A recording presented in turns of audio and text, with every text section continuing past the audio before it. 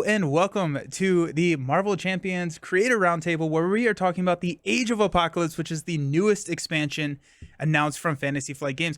I've got a exciting cast here with me tonight, one shorter than what we thought we were going to have. Unfortunately, Boom Guy from Winning Hand was unable to make it, but we have... Actually, you know what? I'm not going to introduce you all. You all introduce yourself. Astrodar, who is sitting to my left.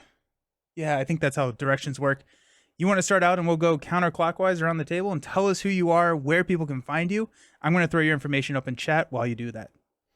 Sounds good. Hi, everyone. My name is Astrodar. You'll see me on Reddit as Infinite Square Whale. But I run a site called Alter Ego Chronicle.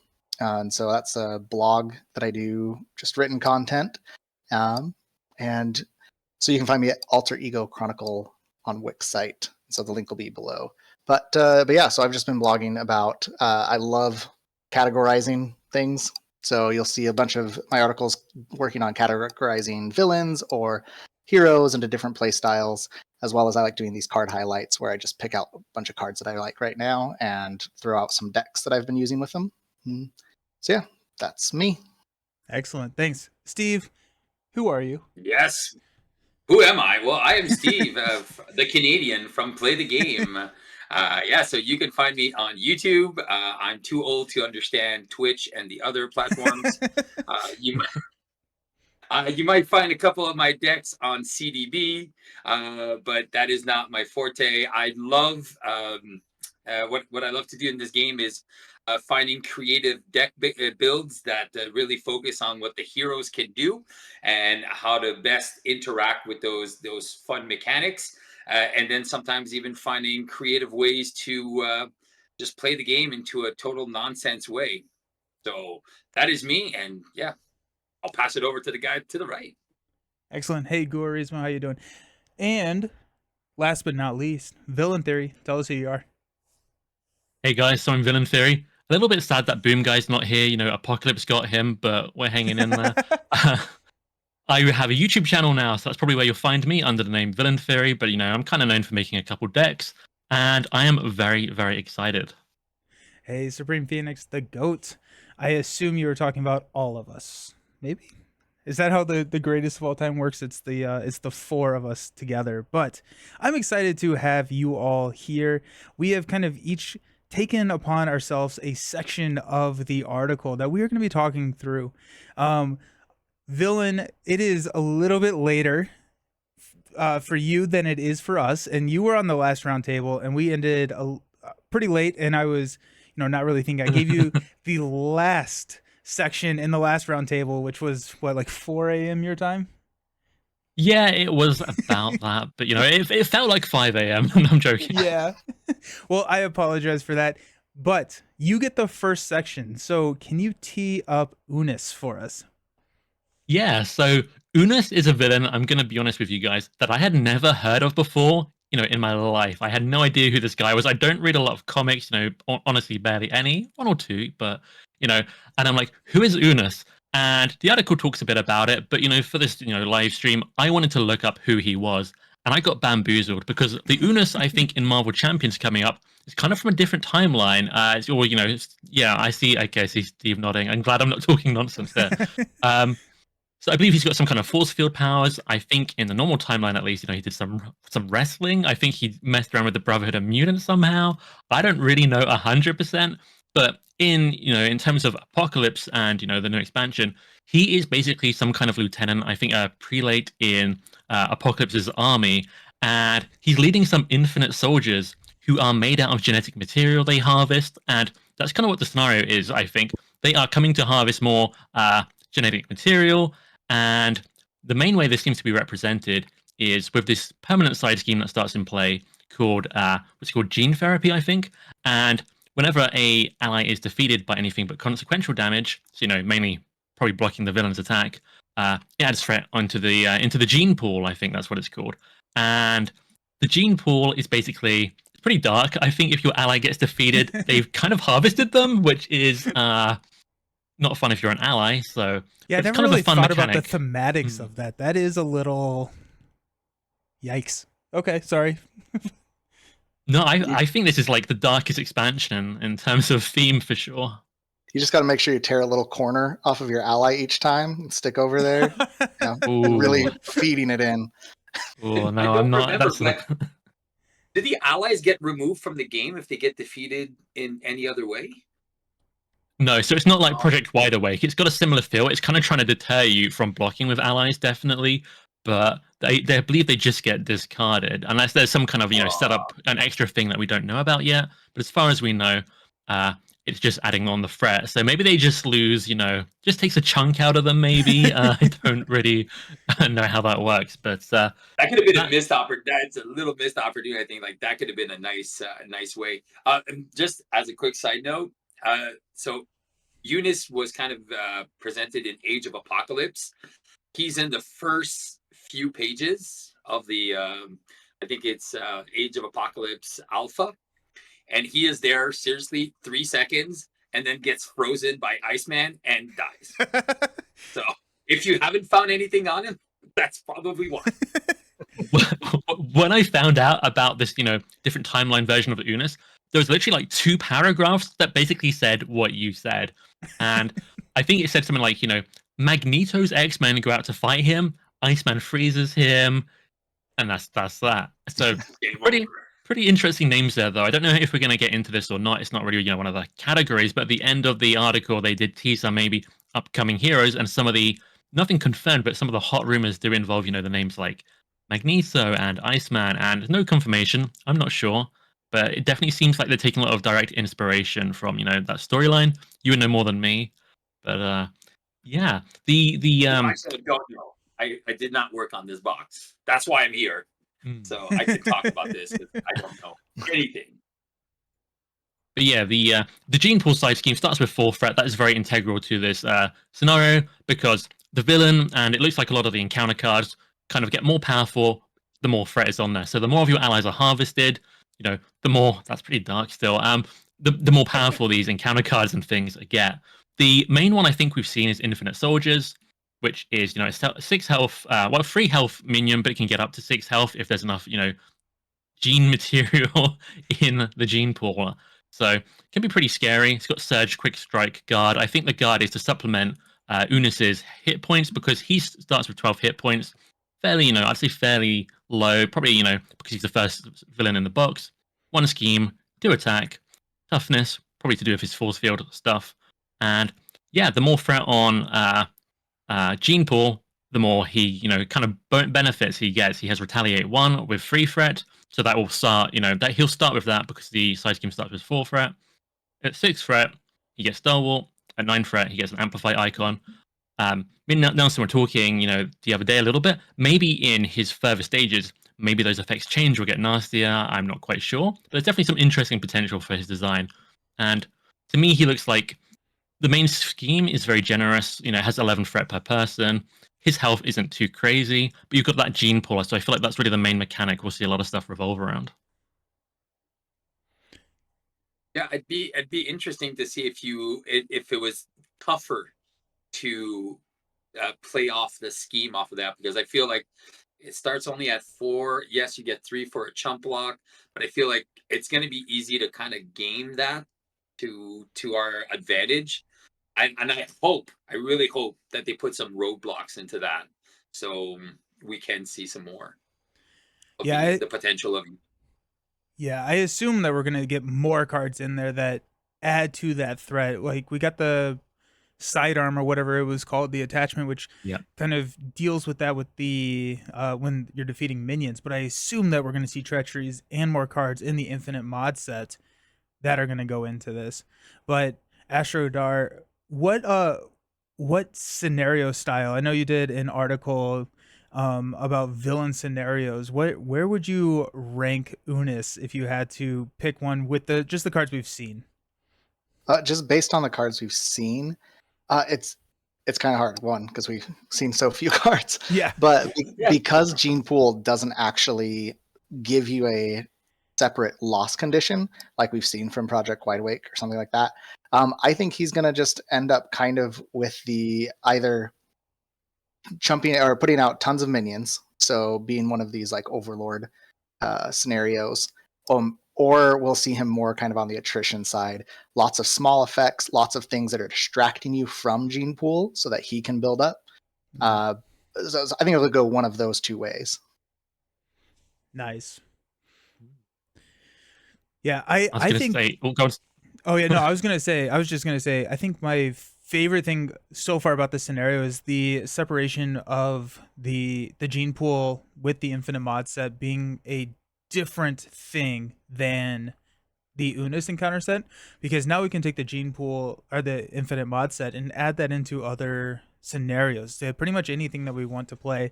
And what I want to do is figure out a Project Wide Awake scenario with gene pool and just see how like all of the ally like shenanigans, and how I don't actually know how that would work, if zero tolerance, or if gene pool would, no, zero tolerance actually takes some, gene pool would just be mad at you for chump blocking. But I feel like that would be a fun. That would be a good combination. I was thinking also Zola with all geez. those mutates and all that, and you just like adding that to the gene pool, and it's like, oh yeah, it makes sense, you know. So thematically, Yeah, I think that'd be a cool combo. And Yeah. one of the things that I think that will be fun to combo in this with a mod set is anything that does kind of that area of effect damage. Everyone takes one, things like that. Because there are things like, so this is in a Nemesis kit, but like Radioactive Man, or things like that, where you get this splash damage, and suddenly you lose 3 allies, and that threat jumps way up. So I think it'll be really cool to mix and match. That's an evil suggestion. I love it. That's mean. Oh yeah. Yeah. Well, I appreciate scenarios that punish leadership, because leadership is already like super powerful. So anything that messes with a leadership deck, I love it. Yeah. Yeah, I do love leadership, but definitely there are quite a few kind of ways you can build that are arguably, you know, too strong. And definitely making it harder to use those allies to block is a good thing. I do quite like this, how it's different to the Project Wide Awake zero tolerance side scheme, because that one, you block too much, it's a game over. This one, you can kind of play around it. You know, if you need to block, you can block. Things are just going to get harder. So I kind of like that. I am curious to see how it works out. And it's interesting, you know, about what Astrodar was saying about, you know, not knowing many of the cards yet. I did some number counting. So I was trying to figure out where is Expert Free? I want to know about Expert Free. I was trying to see where they snuck it in. In the core set, if you look at the numbers in the corner, the expert numbers come right after the standard set. Now, I'm looking around all the modular sets and things, the numbers on here, and what I found out is that the Infinite modular set, which is where the Infinite Soldiers and Gene Pool come from, which seem like, you know, a very integral part of the Unus scenario, there's basically 3 cards there in that modular. Well, there's 8 cards, but there's 3 unique cards. So we're probably going to see 4 or maybe even 5 of these soldiers. You know, I think they're going to be, you know, obviously soldiers, they're amassing them. There's going to be quite a few of those. So I think it's going to be fairly minion heavy. We don't know what, you know, Unus has in his own cards and other things, but I thought that was interesting. Then there'll be one other card, maybe a couple of copies of it, and then we'll have the Gene Pool. So pretty quite a lot of soldiers is really what I'm getting from that. But there are 3 cards missing then after the Infinite set to standard 3. You know, if you look at the card numbers, they're all in a row. And there could be multiple copies of those 3 cards, but it definitely looks to me like there's another modular set that will be included with Unus. Oh, okay. So Unus will have this as a required set, and then a recommended set, which would be the one that we haven't seen yet. Most likely. Oh, that's cool. Okay. Nice. I hope it goes a little bit like the Hell Hydra card. You know, everyone gets a prelate and then sticks it in play. That could be awesome. That's always fun. Especially when they have Quick Strike. If everyone has to go grab the Quick Strike. I mean, you're taking 2, which is not horrible, but it's also not very, very great. But it can mess with some strategies. Yeah. Nice. So, Villain, you alluded a little bit to Expert 3. Also in your assigned section, we're talking about Standard. You want to talk us through Standard 3? Yeah, so I was super excited for Standard 3. I didn't think they'd do it, but I really wanted it, and lo and behold, they did it. So Expert 3 is not confirmed, it's just something I really hope for. I think they'll do it, but you know, I couldn't find it looking at the numbers, but I'm sure it's hiding somewhere. We haven't seen that much yet, so no fears there.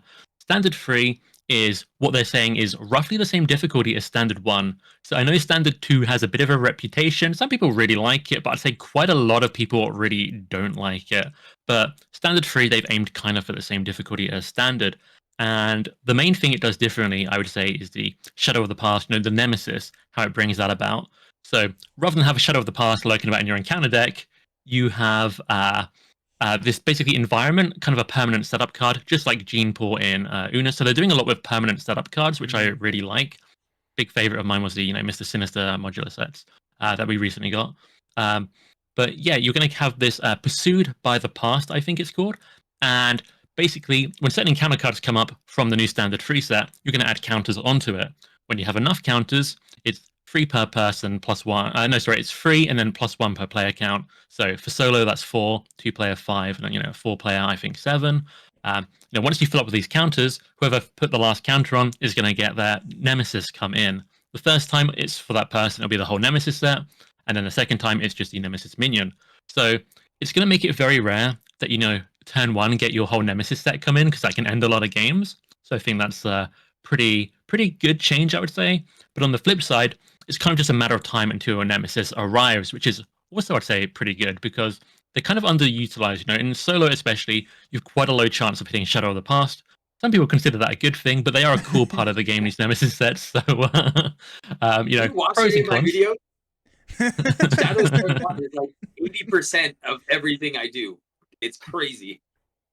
I mean, I see it, but I would say for me it's like 25%. But it does vary on the scenario, how long it's going on and that. But that is the main change here. So we've got like an equivalent of Advanced called Dark Designs, an equivalent of Assault called Sinister Strike, and they work very similarly.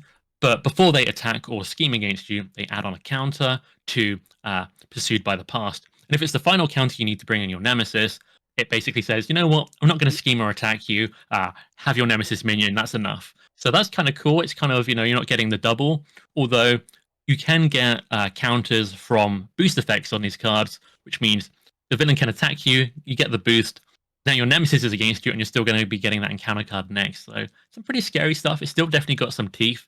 And I think overall, to me, it actually does look slightly harder. But it's not as hard as Standard 2, I would say. That's kind of my overall impression. And the last card we've seen is, what's it called? Evil Alliance. Evil Alliance has a nice picture of Magneto on it, so you know it's going to hurt you. And it adds 3 counters on immediately, which for solo play, 3 out of 4. You'll probably, if that comes up, you are getting your Nemesis in against you. And that's about the general gist of it. There's less boost icons, I would say in general, is my impression, but more boost effects. But we'll see how that pans out. We haven't seen everything yet. We're missing, I think, 2 cards from it, 1 of each. And yeah, what do you guys think of it? Love it. I love it. I think it's so very cool. And real quick, before we talk about that, Astrodar, Steve, I don't play Standard 2. Are y'all Standard 2 players, or you typically sit there at Standard 1, Expert 1? Normally when I play, like when I just play for fun, I'll play with the Standard 2 set. When I do videos, I'll do on Standard Expert. Expert 2 is the real brutal one. But Yeah. Standard 2, basically, it's just, if you're in hero form, it's going to surge plus the boost effect. If you're an alter ego, it's just going to surge anyway, so it's not as bad. So I don't think it's that rough, but Expert 2 is where it gets heated up. So Yeah. I sit on the other side so I don't love Standard 2. I pretty much only play it if I am in Solo Champions League and they're requiring it for that challenge week. But I love Expert 2, so I'll do Standard with Expert 2. Oh, wow. Just because it adds a little spike in there. So your Nemesis, you can interact with your Nemesis more, which I love. So again, love this. And then you get basically 1 round of Heroic each deck pass. And so it's kind of just like with some of those lighter villains, add some extra teeth in. But I agree with Villain on Standard 3 that it does look like it's going to be just a little bit harder. Not by a ton. It's just almost guaranteeing that your Nemesis set comes out is going to add a little bit to the scenario.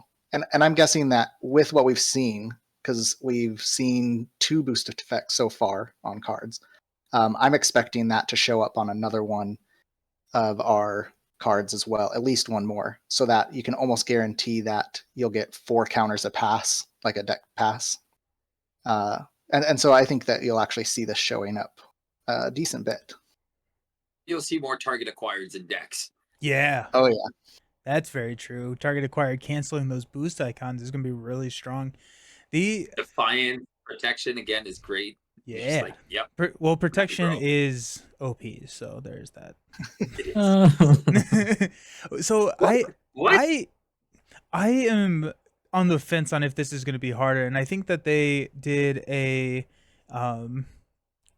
good job of saying side grade, because while I think overall the difficulty will be higher than a standard 1 game, you have more time to plan and you have a better understanding of when some of these effects are going to be hitting you. So if you're at 3 counters, you know that you need to be starting to prepare for that nemesis or start rushing down the villain. And I think that allows for a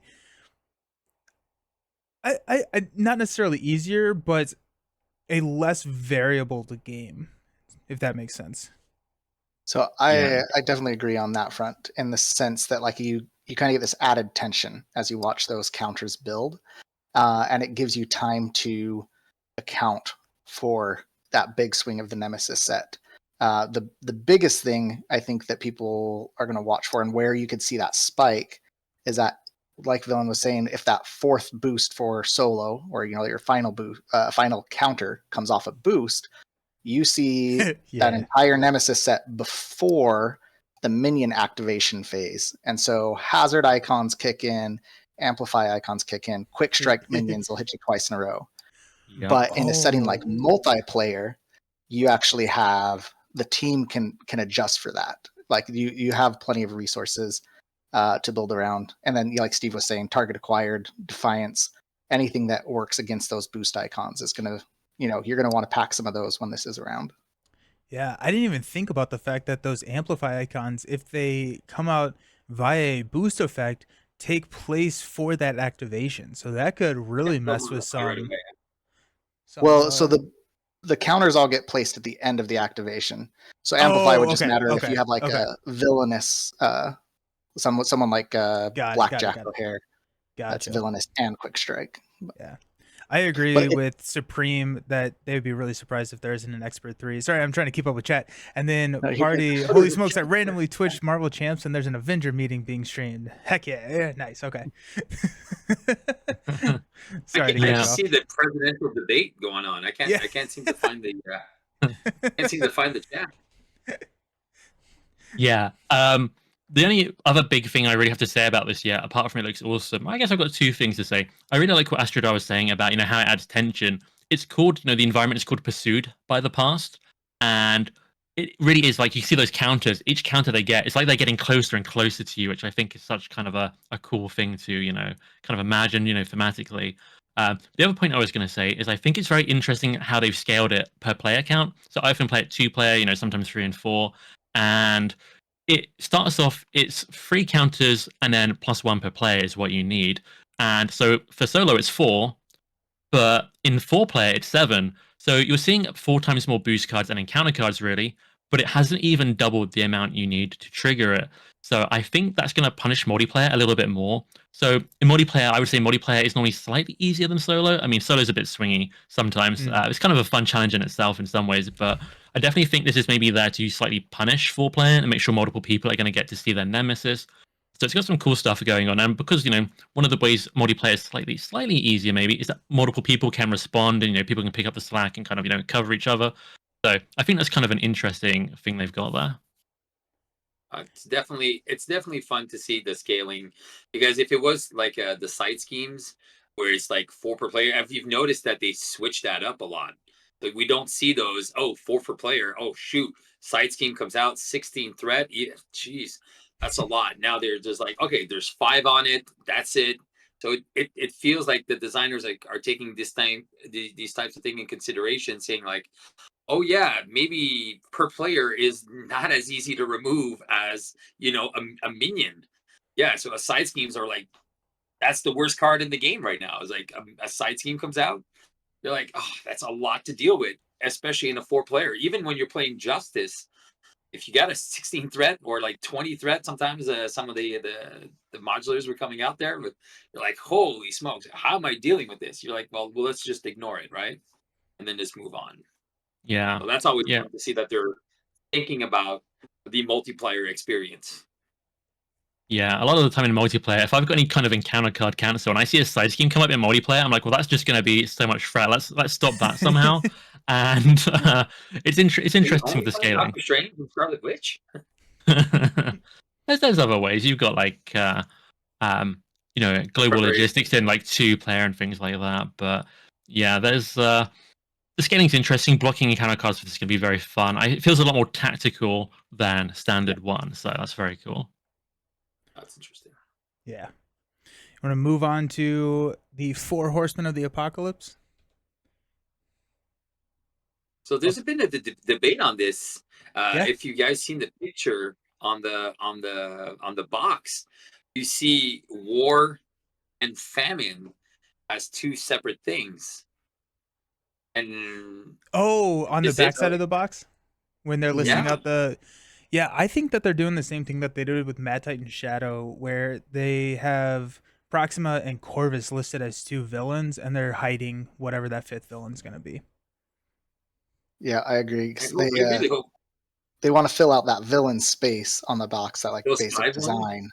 And so anytime they've had a multi-villain scenario like that for Mad Titans and Sinister Motives, showed just Doc Ock for the entire Sinister Six. And so like I think they're just using it to show, hey, we've got some of these in here, but they're hiding that last one. I really hope the last villain is Onslaught. Yeah. I just like that would be insane. That would be like culmination. Right, Apocalypse, move over. Onslaught's coming. It is like very, very 90s for sure. But if there's anyone that's going to take a like final boss over Apocalypse, I feel like Onslaught's one of the few that can do that. Yeah, Yeah, that's I true. don't see who else could, because he's Apocalypse is like the immortal one. He's the king. He's there. Who's bigger and badder than Apocalypse? Dark Phoenix, maybe. Dark Beast. But aside from Dark, no, he's great, but nah, he's not a level 5 boss. Yeah. All right, 4. Let's go. Supreme, super excited to hear our opinion on the difficulty. I think they look really hard for a 2nd or 3rd scenario. Yeah, we'll get into a little bit of that because they seem pretty mean. Guarisma, although people want it to be Onslaught, I have the feeling it's going to be Legion or as a better version of Loki. Interesting. I'm not familiar with what or who Legion is. So Legion is the person who created the Age of Apocalypse, so that actually makes sense. That's cool. Because Legion went back into the past, tried to murder Magneto to give Xavier his utopia, ended up killing Xavier, which created the whole Age of Apocalypse. So that would be a nice tie-in, and that's a very good point. That makes a lot of sense. I kind of feel like I'm Team Legion at this point, just from a thematic standpoint. Makes a lot of sense. I will throw in the spanner in the works, or maybe a wrench. Legion is a basic ally that's coming in Bishop's Precon, so I don't know if they'd make him an ally and a villain, but that could be interesting. They did it for Venom and Magneto. That's true. Yeah. Okay, so the 4 Horsemen of the Apocalypse are 4 mutants that are protecting Apocalypse, and so kind of from the scenario, or I guess like the campaign standpoint, they are coming right before Apocalypse, so I assume this is kind of on the gates when you're trying to approach the throne to take on Apocalypse. But there's war, famine, pestilence, and death, and I will try and put pictures up. I'm doing this all kind of like manually over here, and so as I'm talking, that may not actually happen, but these look tough. It's a multi-villain scenario. All 4 of them will be out at the same time, and then you cannot win until all of these are reduced to 0. Each one of these has a forced response to say after they attack you, and if they have at least 1 remaining hit point, you get some nasty effect. And so let's pull up one of them. Let's look at War. I think War is pretty mean. Microsoft also changed the way that you open pictures on computers, and it's really annoying. Anyways, so like War here, if he has at least 1 hit point, discard an upgrade or support you control. He's sitting there at a 1/2 with 9 hit points per player. Now this is side A, so I assume if we flip these cards over, similar to other multi-villain scenarios, we'll get that side B, which is kind of the expert side, and see how that goes. But each one of these is not great. Pestilence kind of, I think, discards cards from your deck. There's things, or Pestilence is the Famine, discard cards from your deck. Pestilence is the one that, you blank your hero text box, and then Death, you're dealing damage to everything. So, that would be, to your point, Astrodar, this would be kind of fun to throw the Infinite mod set into, so that you can, have that spray damage for some of your or for some of your allies. That's mean. Yeah, But that'd be rough. That might be in there too. We don't know, right? yeah, It could be. it really could be. Oh, that's interesting. It would make sense too. So. Yeah. Yeah. So these 4 horsemen, we're not. I think there's still a lot of questions to be had about how the scenario is going to function, how that active counter is going to move, because we've had a couple of scenarios like in the Sinister Assault scenario, the multi-villain scenario there. You can kind of game the system and keep that active counter on a specific villain. That's a little bit better for your strategy. Or if you look at like tower defensive, flips every single round. So we're not 100% sure on how that active counter is going to move, which I do think has a fairly big impact on how difficult this scenario is going to be. But yeah, it's gonna be tough. We got a couple of attachments in there that attach to everyone but Death, some that attach to Death that give them +1 attacks, and then you have to treat them as if they had 1 hit point, so preventing you from that win condition, as well as having them trigger all of their nasty effects. And to get rid of it, you have to trigger the effect. And so it's just like, it feels like an onslaught of just like pressure. And I agree with Supreme, that I feel like this one seems a little bit harder, at least from the cards that we've seen, than like any of them that have been previewed, and that includes Apocalypse. But what are your thoughts on the 4 horsemen? Well, I hope I they, am. they don't. Yeah, sorry. I'll let you guys go. Yep. No, I was just gonna say I'm just terrified of those forced responses. That's all I was gonna say. Ain't that the truth? Hopefully, it's not going to be like what's that guy? The demolition team there. I forget the name. Wrecking Crew. Wrecking Crew. There you go. I was like, I forgot their names. So probably, I really hope that their triggers is going to be based on something like, oh, if your health is more, if you're still at full health, or if one of the characters is at full health, or if one of the characters is under, and then they have like priority, and then it impacts who's going to attack you based on something that's going on in the game. That would be really, really fun mechanically, and also like just strategically. How do you plan for that? You can't, because all right, well, okay, if one of your characters has 2 or more allies, that's the guy who's going to attack. If somebody has like less than 10 hit points, or bam, that's the guy who's going to be coming at you. So I would love for it to be personalized to the player. So every time it can be a different villain that's attacking you based on what your deck is doing. I think that would be a cool mechanic. Don't know if that's what it's going to be, but that would be my way to approach that. I think that'd be cool. That would be really cool. No, I was just saying, yeah, that'd be really, really cool. And it'd be, yeah. Like the thing that with the previous multi-villain effects, there's always something that makes it really easy to game, or not easy to game, but easy to block them from having their full power. And so, Wrecking Crew, it was easy to figure out who was going to be activating. So to your point, like that's where you could, if it was changing a lot more, it kind of adds to their strength and unpredictability.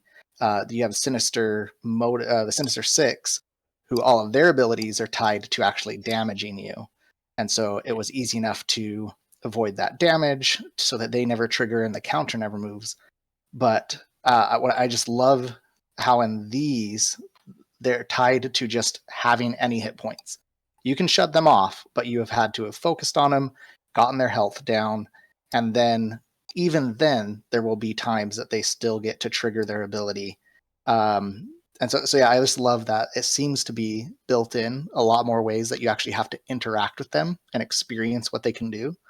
It does seem like there is a built-in way to progress the counter, because which one? Rough Riders is the encounter card where when it's revealed, you have the forced response on the active villain as if it had a 1 hit point, and then you move the counter. It says move the counter to the next villain and resolve its forced response. So it does seem like there's some built-in way to just progress it down the line, which Sinister 6 did it through activation order, but they don't have activation numbers or anything on here. So I'm just curious if it's like, I'm kind of expecting it to be shuffle them up, set them out left to right, and then it just works its way down. But I'd love to see something more variable than that, like you were saying, Steve, that is more personalized to how your board state. Yeah, Rough Riders is not a fun card to look at. I hope there's not too many of them in that deck because it's mean. I have copies. What? Yeah. Yeah, Oh, no, geez. Rough Riders is one, and like it's mean, but I love it because it's like, who cares what you did? You have to see what these guys like. You're dealing with their powers. I just really love how they handled that. A lot of effects are do the forced response as if they had 1 hit counter or 1 hit point. Yeah. So like, there's just no avoiding it. Yep. You're checked out. And it does sound like the activation token can be on those with 0 hit points, which was, not explicitly stated, but it is in there based on, their forced response in this. I'm a little curious, how significant do you think status locks are going to be against this scenario? Because I mean, it's good in any scenario. And I guess I'm thinking more of a solo perspective, but if you kind of can understand where the activation token is going to be going, you can status that villain, or I guess flip down, because their activations only trigger off of attacks, not scheming. So I'm thinking that we're going to see a lot of stun in this scenario. Thwip is going to be perfect. That's an excellent call, Supreme. That's a really good call. Yeah.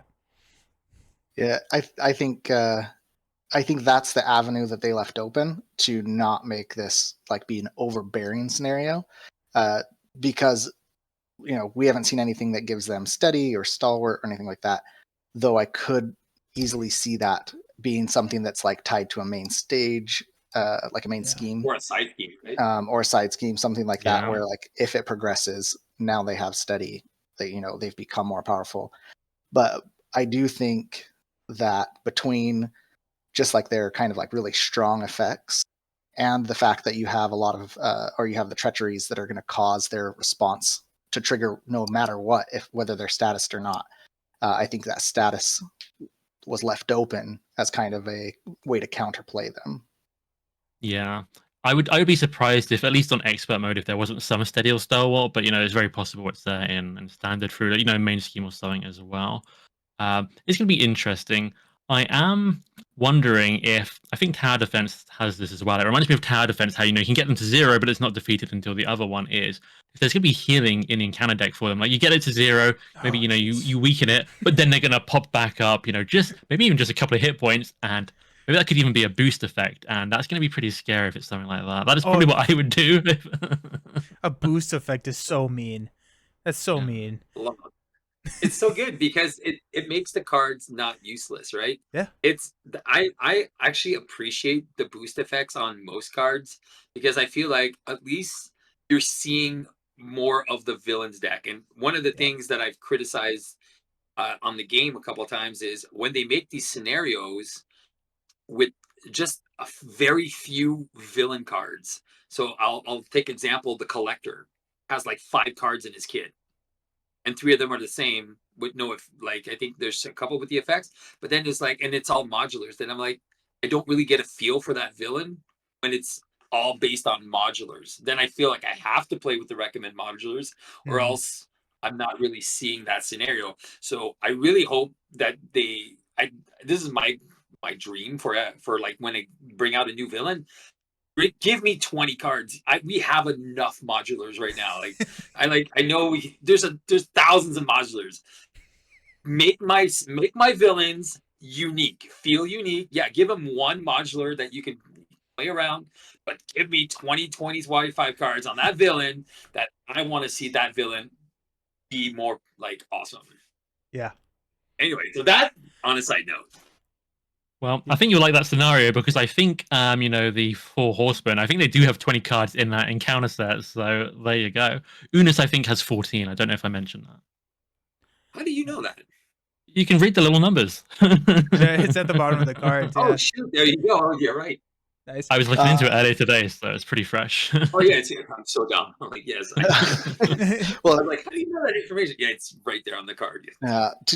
to be fair, that could be cut down a decent bit because 4 of them are villains, so you're starting out at 16.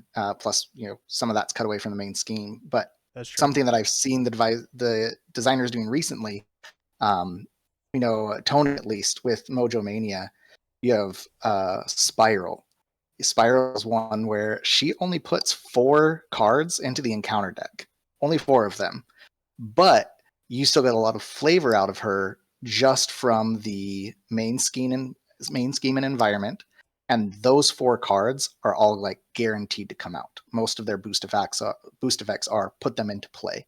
And so I think they've kind of noticed that and found a way that, like, if we're trimming down to like a really small villain kit, we're going to make sure that villain kit shows up. Yeah. Which I really hope they keep doing. Yeah. Agreed. Yeah, I agree, because I love being able to feel the villain and not get lost in just the encounters, the modular cards that are coming out. Okay, real quick before we move on to Apocalypse, these are the standard sides of the villain cards. What do you think we're going to be seeing in expert mode? Elevated force stats, response twice. Force response twice. No, There you go. Not a chance. I think the force responses could be worse, but no, definitely not twice. That was a joke. Yeah. I think would double probably their stats, or just +1 on each of their stats. Flip them. Okay. Yeah, the like 3 avenues I see are boost their stats, which is like what they did with Wrecking Crew. Increase that 1 hit point, so they still activate if they have 2 or 3 or something. I don't really guess it would be that, just because so many of the treachery cards are tied to just that 1 hit point. So I'm kind of expecting that to be the same. And then the third one is that's where we could be seeing steady, something like that show up. Yeah. Gosh, I wonder if they'll do like a different. Sorry. I said that's gonna be mean. I was just gonna say, I wonder if they might do a different like keyword on a different each one. One could have piercing, one could have retaliate, something like that is another option. Nice. Just to make you suffer. Yeah. I like the Kings. So Supreme, how are you going to make discarding an upgrade? Is your question how are you going to make that worse? I could see it go to the standard 2 version of it, which is discard your highest cost. Yeah. I don't want that to happen. No. Oh my goodness. Okay. Yeah. Steve, talk to us about Apocalypse. Let's talk about it. Yes. And in Sabanur, only the fit survive. So Apocalypse. One thing that's got me excited, Apocalypse, is there is 4 stages. So that's really cool. So now you're like, finally we get to understand those cards like Browbeat, where it says, oh, depending on the villain stage to a maximum of 3, you're like, finally we get to see more. Now what's got me intrigued is, are we playing standard 1 and 2, or is standard now going to be 1, 2, 3, and then expert 2, 3, 4? Well, so that's why I think you have to play through all 4 of them to get the forced response on stage 4, because stage 4 is where you lose the game. So I think you have to see stage 4 in both standard and expert play. But I could see expert play starting you on stage 2 or something, basically cutting out that extra buffer. So is it like, okay, so we defeat him? So I was reading the Age of Apocalypse. So before, let's just read the main scheme, and it says here X is the numeral of Apocalypse printed hit points value. So I think it starts at 9, goes to 10, 11, and it just goes up. So I was like, okay. And then there's a force interrupt. When Apocalypse would be defeated, you discard each attachment from him, and you heal all damage from him instead. You remove extra from this scheme, ignoring the crisis icons. So I was like, okay, so that's stage 1. And then is there a stage 2? Was like, I don't see there's a stage 2. I think that's just one stage, and it doesn't seem like there's nothing that says you can lose the game if it goes over.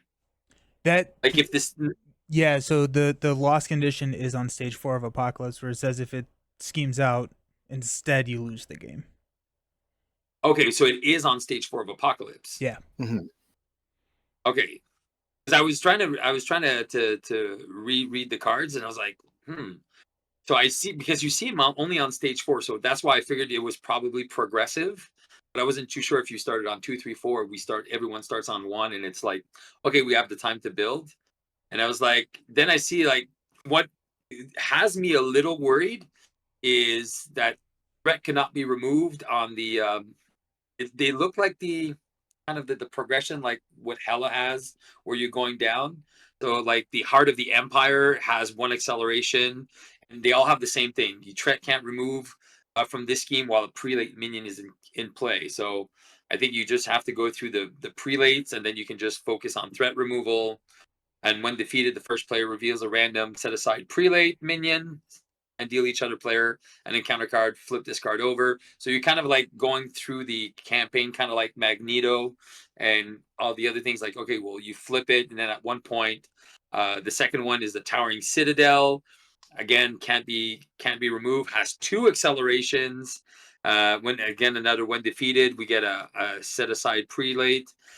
We deal each other player an encounter card, reveal the Tyrant's Throne, and then you remove that one from the game, and then again you go to the Tyrant's Throne, and be removed from this side scheme while there's a prelate.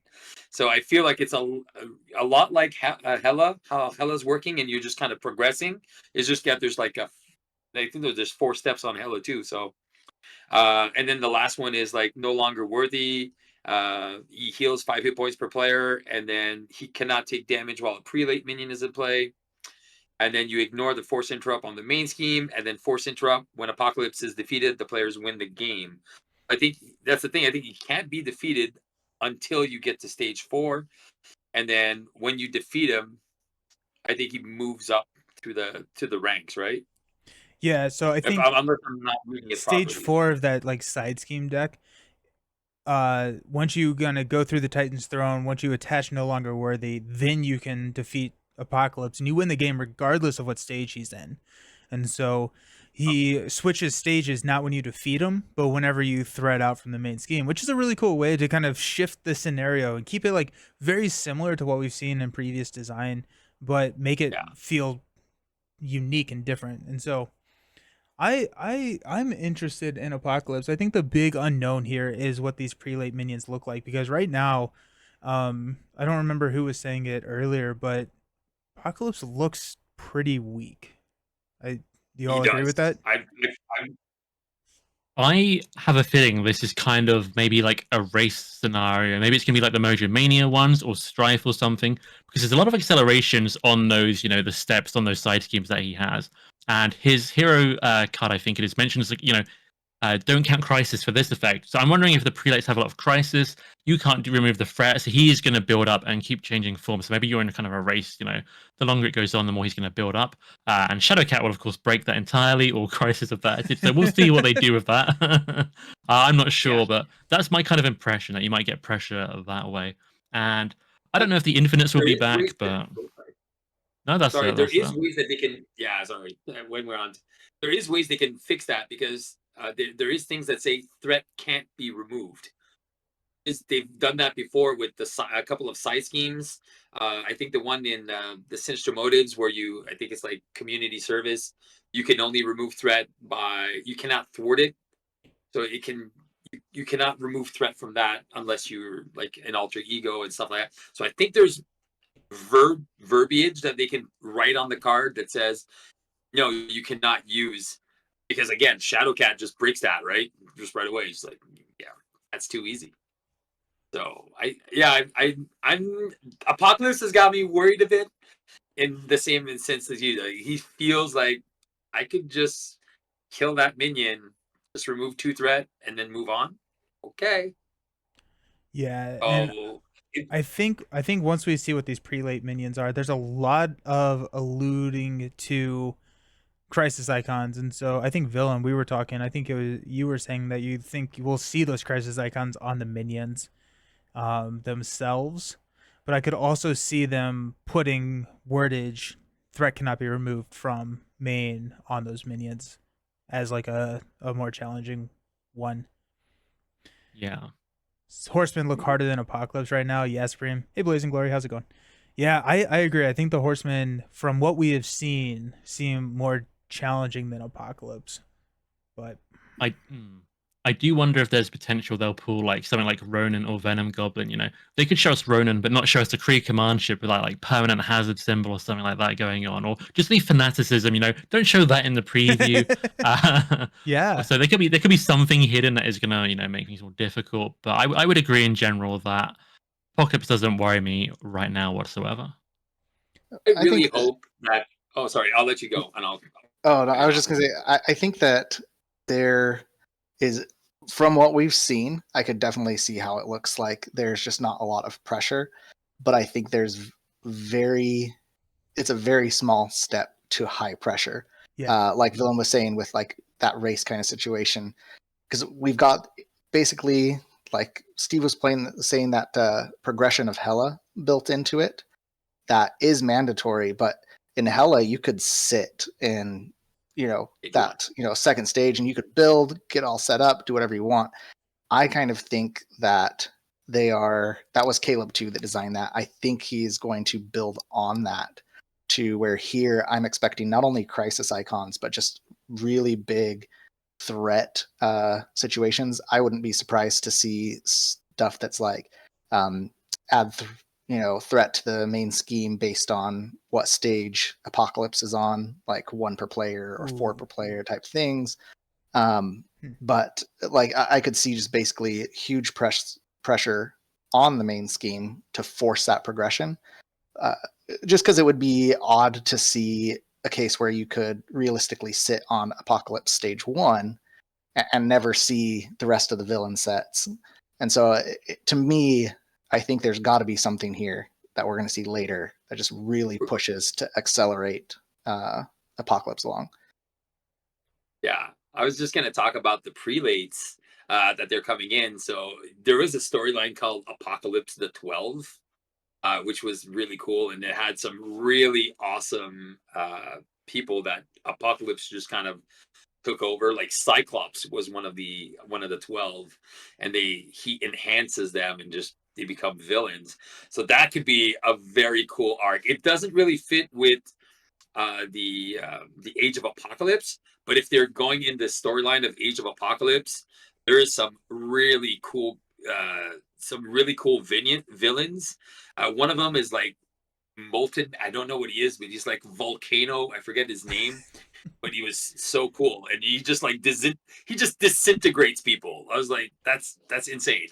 So he's really really awesome. Sabretooth was actually one of the good guys in this Hmm. in this world.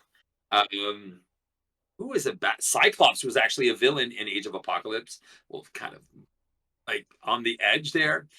And then there's a whole bunch of like X-Men characters that were villains, which I think is really cool if we could see that in this as the prelates, because he had a whole bunch of people on the dark side.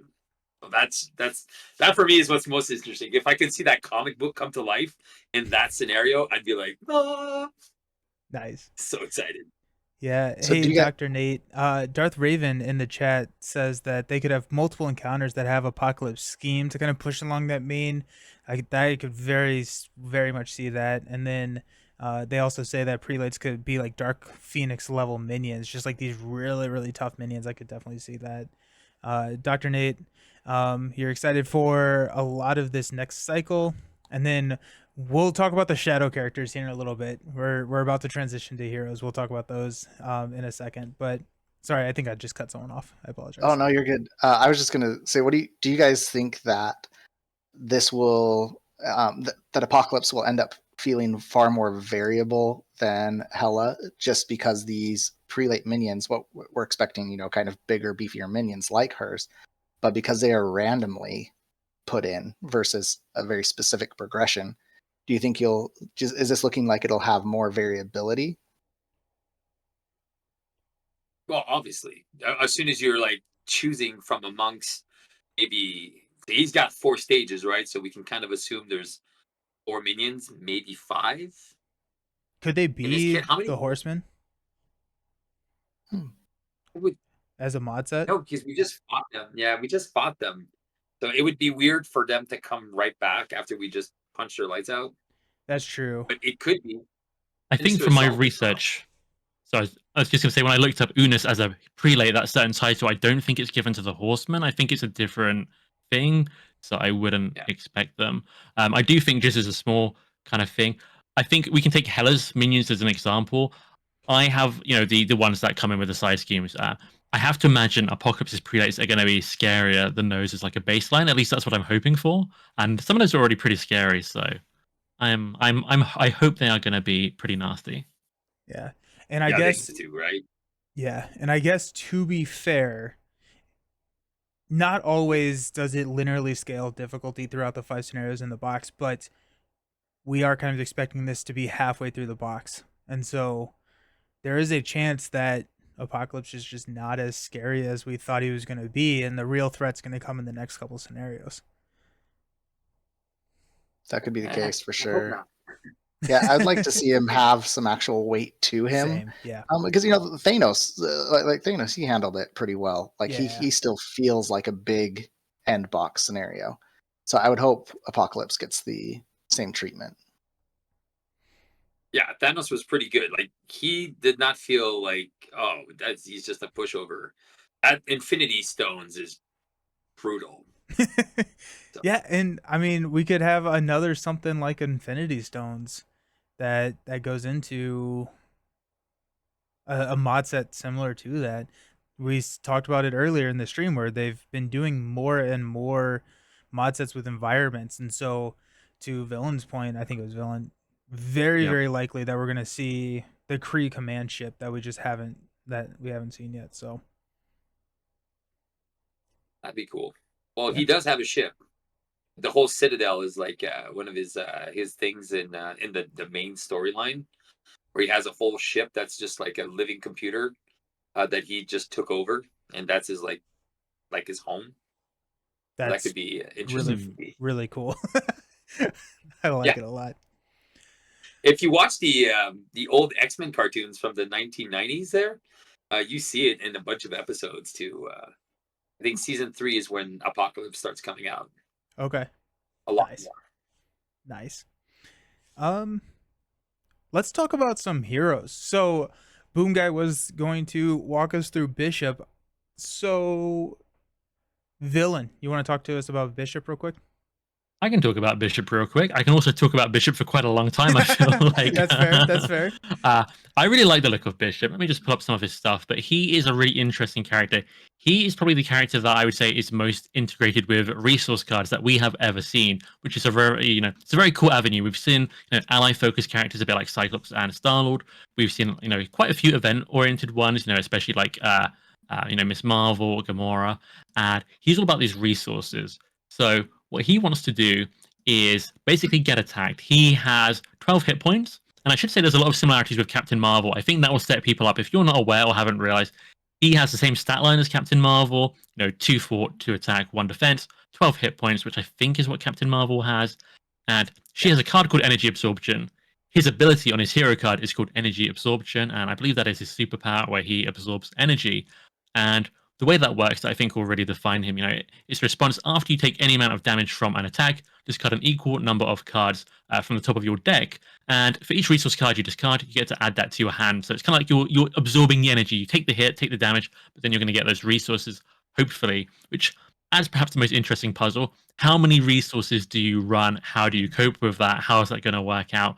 But he comes with a lot of resource things built into him. Yeah. Okay. Yeah, that's super exciting to me because with all the different resource types that we have now, just look at all the basic resources: the power of flight, the power of mind, the power of basics. All these the civilian one, they're all awesome, and most of them are wild resources, which is so cool. But I think where he's going to shine is if we start getting things with double resources, right? 'Cause that's where he's going to get more fun things. So I really hope they start printing cards with 2 or 3 resource types. Right? He's like, ooh, what can we do? Yeah. I doubt that's going to happen. But just one thing to be sure that if people are playing him in leadership, the band together card has no resources on it. So that would not work. Yeah, yeah. Just- I think people get confused about those resources a lot. He has like his signature allies want a certain printed type of resource on a resource card, and I think people are going to think wilds work, but they don't. That kind of thing. It's going to be very tricky. There's going to be a lot of rules questions. Yeah. yeah. Going into To each your one of point, those. to your point about band together, though, because he can have so many resources, he could very easily pull band together, use his other resource cards for other things, and then he has a lot of 2 to 3 cost cards that just are screaming use band together. so like so But it's it's not that it nothing when he gets it. Yeah. yeah it's not that it's like auto include by any means, but he definitely has the hooks that are you could utilize all these other resources that you wouldn't necessarily be using in other decks. Correct. Yeah. Yeah, I think that's interesting. I think he is going to be a hero who likes to keep allies out because he wants to take the attacks. He doesn't necessarily need to block with them. I think his whole precon, which I don't know how much we're going to go into the precons and aspect stuff, but he has, I think it's not reinforced suit. It is something suits. Advanced. Advanced suit. It is very advanced. It's too advanced for me to find. um, but you can spend resources on that to heal your allies. So that's kind of a resource sink that's going to help you keep your allies out longer. So I think that's pretty fun. That's a fun angle for him. I think his precon looks really good. I don't know if we should talk It's about a the other leadership stuff. one too, right? Yeah. I mean, leadership precons generally. The precons aren't normally what's most powerful in leadership, but they're definitely pretty handy to have. He's got the mutant trait and alter ego and the temporal trait, and the temporal trait is on a lot of his upgrades, things like that. And his alter ego ability, temporally displaced, is after you change to alter ego, you get to add a temporal card from your discard pile to your hand. So I think that's really fun. I think if you do have a lot of resources, maybe you just dip alter ego, get something you can spend the resources on. I think that's going to be a fun avenue. I think because his hero ability makes him discard cards, you can use the alter ego ability to find one from your discard pile to maybe rescue a key hero upgrade that you lose. So I think that's good design. I think they've got weaknesses that you could discard something important, but then you've got ways to get it back, ways to find resource things. So I really like his design. And the more I looked at him, the more he excites me. I should say he also has 4 recovery, which again I think is the same as Captain Marvel. So definitely another little parallel. Yeah. Any type of recursion mechanic is broken. Any type of ways that you can cycle. Look at Wasp bringing back those mentals over and over. It's just like that's how it's so easy to break the game when you have these powers of recursion. So Yeah, Well, I love playing Psylocke with Cerebro, but sorry, I'll let you talk, Astronaut. no, I was just gonna jump into that same thing. So Oh, that Psylocke with Cerebro, like you have these kind of really high floors for heroes like this, like being able to cycle particular allies, strong allies, or something like that. There is it raises their floor for sure, but there are also plenty of other hooks and paths you can take to find that ceiling as well, to actually still elevate their power. That can be add a lot of variety to the hero. yeah. I think it's interesting as well. Steve was talking about double resources. I kind of hope they do mess around with some different double resources as well. Maybe they could do something that you cannot play these, if you've got, strength, energy, and genius, maybe some kind of alternative, something like that. I think that'd be cool. Speaking of those resources with multiple resource types on them that are double resources, here's a card called Stored Energy, which maybe is arguably his most important card in his kit. but it is a double resource with energy and a physical on there, which I think is the same as Gambit's molecular acceleration. Has a temporal trait as well, so you could spend this, go Ultra Ego, grab it from your discard pile, spend it again. So he's got money to spare, and this is probably the card I imagine he's most hoping for, or at least really hoping for, to get from his hero ability. Yeah, flipping down, then using using stored energy to pay for like an ally or something that you have in your hand. He's gonna have so much money, and I think potentially too much money if he has a couple of those syncs with like his I don't even remember what it's called. His supercharged ability, as well as his two signature allies. He has two signature allies. Those are syncs, but I think we're gonna see a lot of ways to throw money at things that are not cards in your hand, because he wants a lot of resources, and drawing a ton of resources can be kind of feel bad, which I guess kind of leads me into my next question. He has Lockjaw. What's up? Yeah, Lockjaw. Lockjaw. The good old boy. The good old boy. I like how we have I think it's what, 2 dogs in the game, and each one of these characters likes one of those very much. Like, we really like Lockjaw with Bishop, and Cosmo we'll talk about with Magik, I'm sure. But they both have the good old boys. He does have a little bit of a tech against the drawing a handful of resources, which is like his uniform and his rifle. What are your thoughts on the uniform and rifle? Yeah, the one that's deal damage, right? Yeah, rifles deal damage. So for each resource card in your hand, that's insane. Like, that's 5 damage with, I think, is it ranged? So you can combine that with that new Psylocke card, which is great. The Sharpshooter, I think it's called. You can add some more damage on those. I really enjoy this. I think that's a really fun ways to, like, even if you have just resources in your hand, you have a nice way to dump it. I don't think it's going to be super efficient in the long run.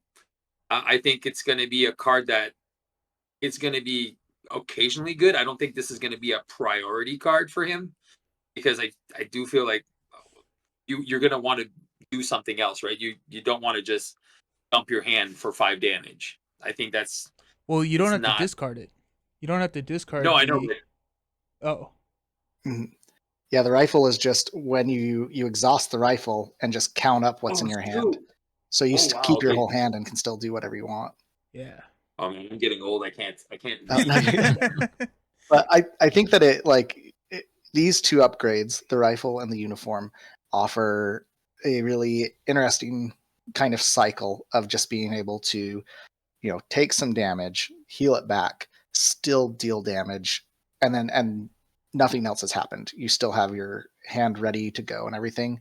But where I see weakness on that front is similar to Drax.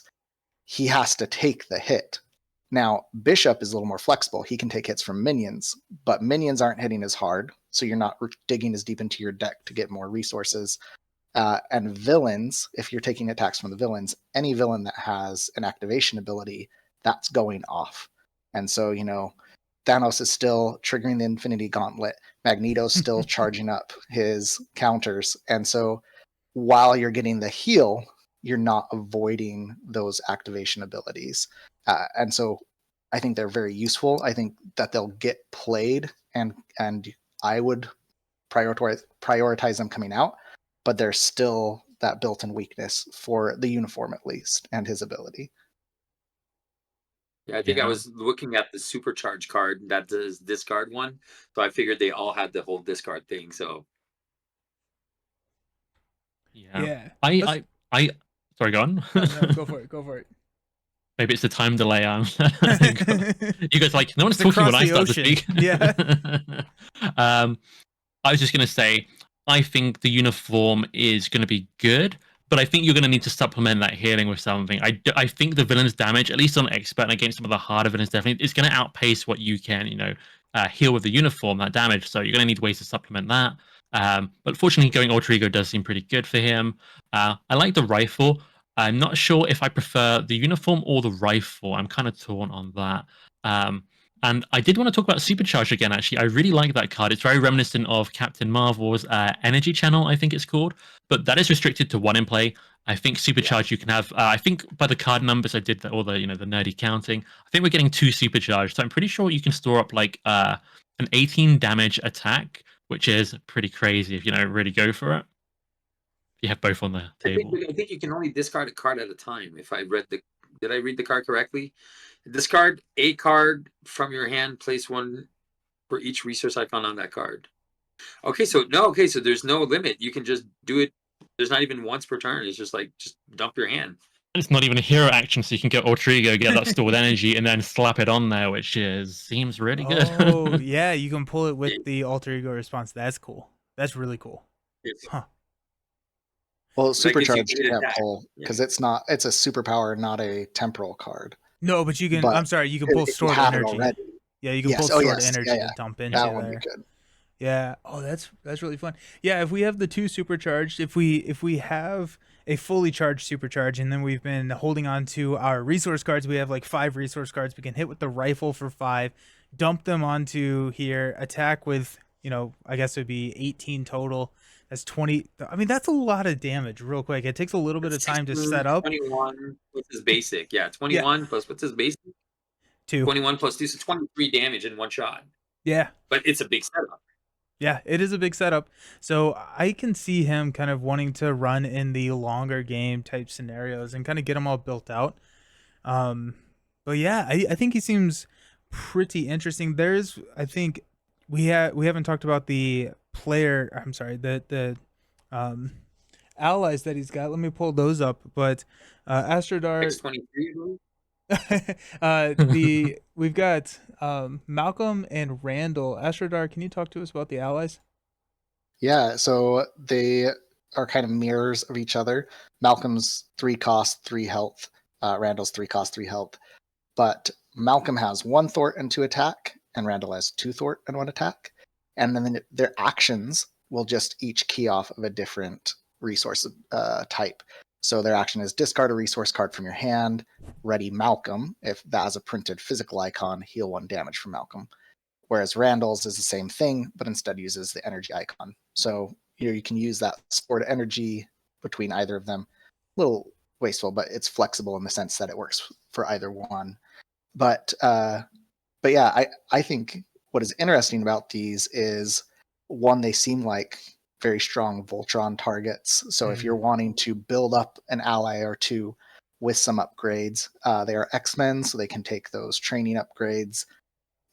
You can do some cool stuff there. But the other neat thing is that they are both temporal. And so if you do end up with a hero hand of, a bunch of resources, in terms of like resource dumps, flipping down to Alter Ego, grabbing one of these guys, you can reasonably dump 4 resources. Like, so if you're just overloaded, grab one of them from the discard, play them out, use their ability, and you're still getting 4 threat or 4 damage out of that.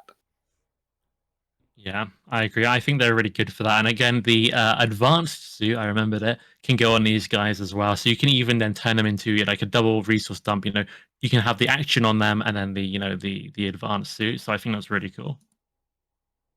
Where's the advanced suit, dude? I'm just trying to read it here. X-Men max defeats a minion, discard a card, heal a damage. Advanced is one of the leadership 0 cost cards. It's one of the last ones they talk about in the article before Sidekick. Yeah, so it's just basically it's a way to discard a resource to heal. Yeah. So instead of having first aids in your deck, you can just discard a resource. So it's 1 to have it there, and then it's kind of okay. Yeah, but again, it works with. I don't know how often you're going to use this outside of Bishop. I don't know how limiting this is going to be for other allies. But it could work for everyone, right? It's niche in my opinion, just in the sense that like Ultron, right? First aids are more flexible and just as efficient, but where advanced suit kind of lets you have a little extra advantages if you're wanting a resource dump, if you're wanting extra healing, Or if you have an ally that only has 2 health, this lets you heal them and keep them on the board. Whereas first aid, you're not getting full value out of healing because you're only healing 1 HP point. That's limited set of people that you'd want that on. But I could see you tossing it on someone else's, Wolverine or something, letting them have a way for him to actually, keep up a little more with his health. I was thinking of Captain Marvel in Spider-Woman's deck.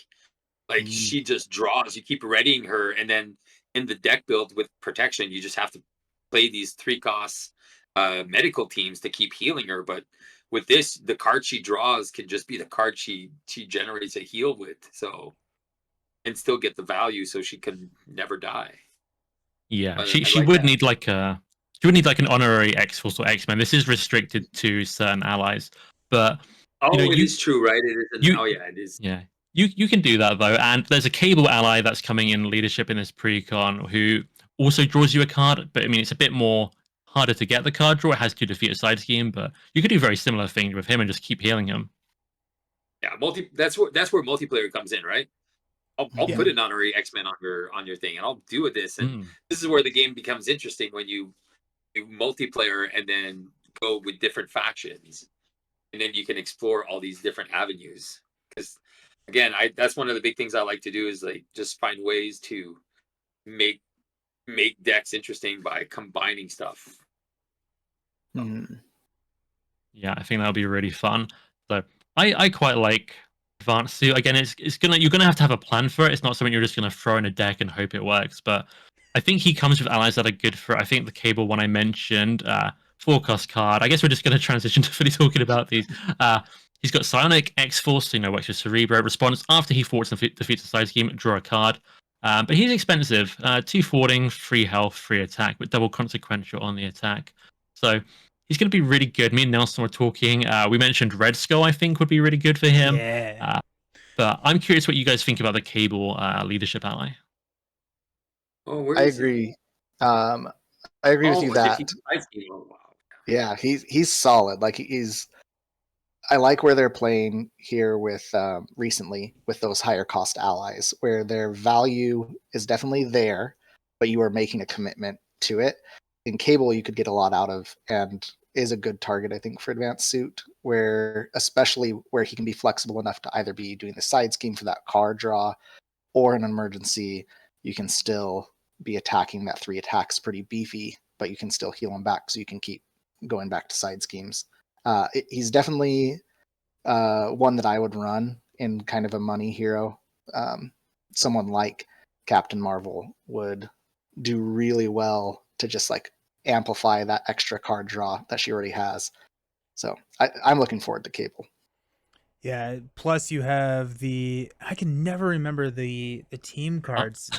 Uncanny X-Force. Thank you. Uncanny X-Force. Bump that thwart up to a 3. He's not taking consequential. He's clearing a lot of side schemes at that point with 3 threat and drawing you a lot of cards. And I'm kind of thinking from a solo perspective, but also from a multiplayer set. If you are running Uncanny X-Force, you are kind of looking at being the one to take care of those side schemes. And I am here for Cable. True Blazing Glory in the chat says that they would really like to play this with Cable, and I would agree with that. But also with us, player side schemes count towards this. So now you're not only getting the benefit of the player side scheme, you're getting the card draw with Cable as well. It's crazy. Yeah. What's the other one? Afghani. What's the other one that whenever a player defeats mission planning? What's the blue card that everyone Mission draws a card planning. when they're Mission leader. Mission leader. Mission leader. There you go. So there you got mission leader. You got Cable. You got so now you're drawing. Everyone's drawing so many cards. Yeah. Off defeating side. Someone Yeah, bring a good skilled time. investigator, and we're in business. Let's Free go. free. Nice. So Cable we also got another leadership ally, which is X-23. X-23 is a 3 cost, so a little bit less expensive, a 1/3/3 hero or ally. And then after X-23 attacks and defeats an enemy, you get to ready her.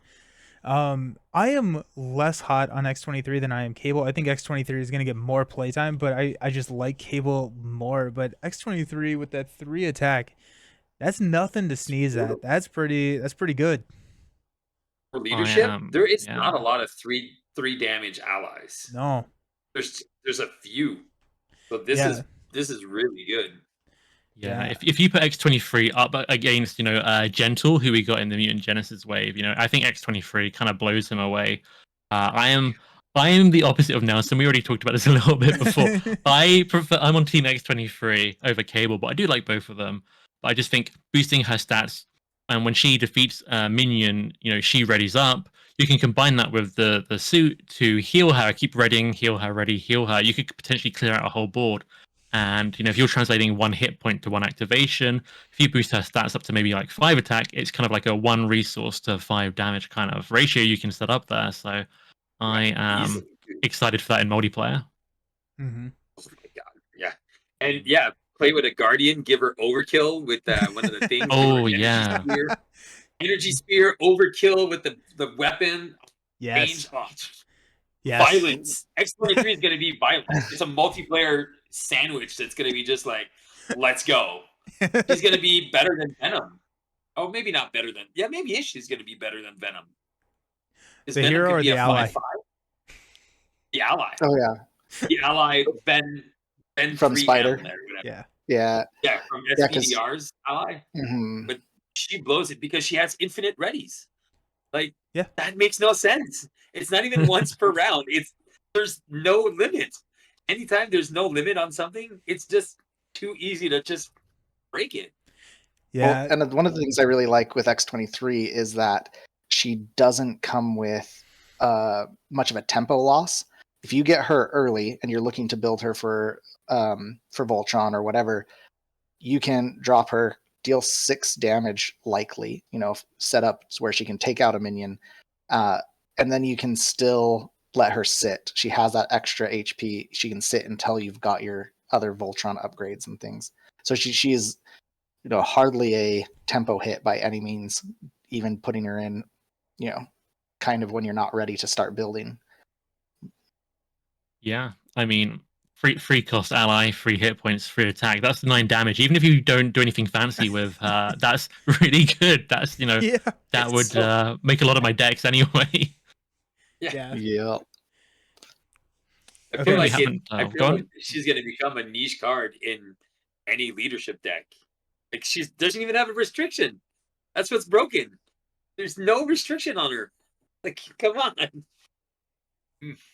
Yeah. Give a handicap to leadership. Like, force me to make the caller or something, Yeah, Uh, I was surprised that there's no restriction or no other downside here. I think she's very good. And on just a very random side thing we've not really talked about yet, but I really like the art on this card. I think it pops out. I think the action pose, I quite like that. That's something that stands out to me about this card. Yeah.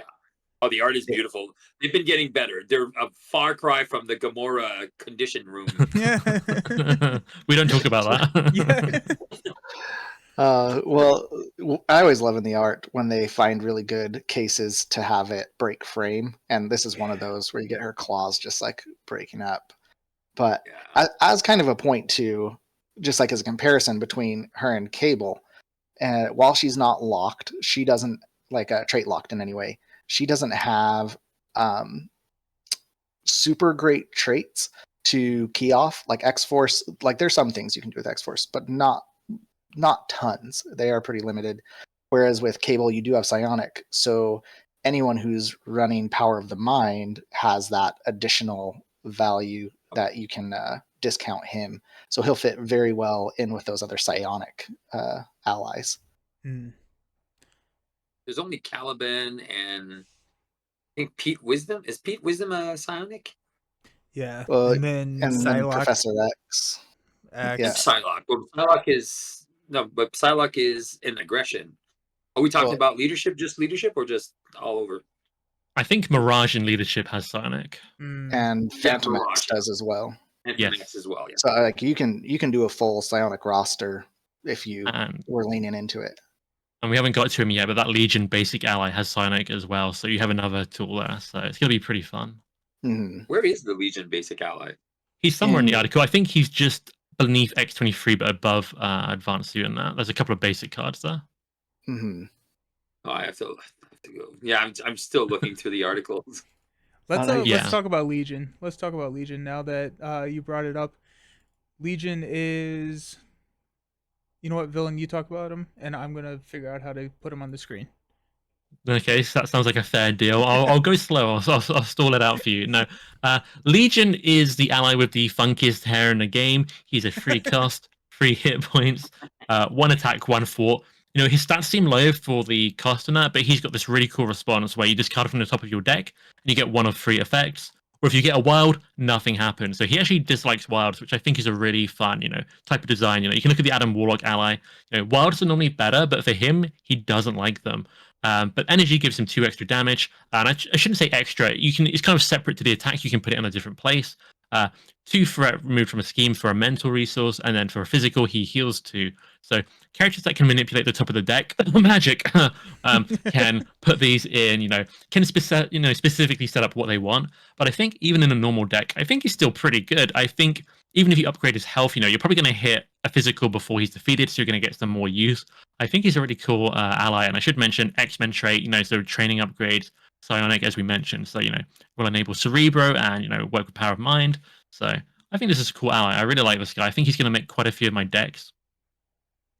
I think Well, he's when you really. mentioned Cerebro, Cerebro, it only works if you have the psionic trait, right? If you It have works. control a psionic character. Yeah. It works anyway, but you only get to search the top 5 of your deck normally, I Oh, believe. 5, But and then it's everything if you're psionic, right? yeah, with Psionic, it's just like now access your entire deck, which is really good. And I think certain Is it- is- aspects. We'll go on. Sorry. Okay, is Cerebro? It's only if your hero has the psionic trait that you search everything, not if you have a psionic card. No, it's if you I- control a character with a psionic trait. Mhm.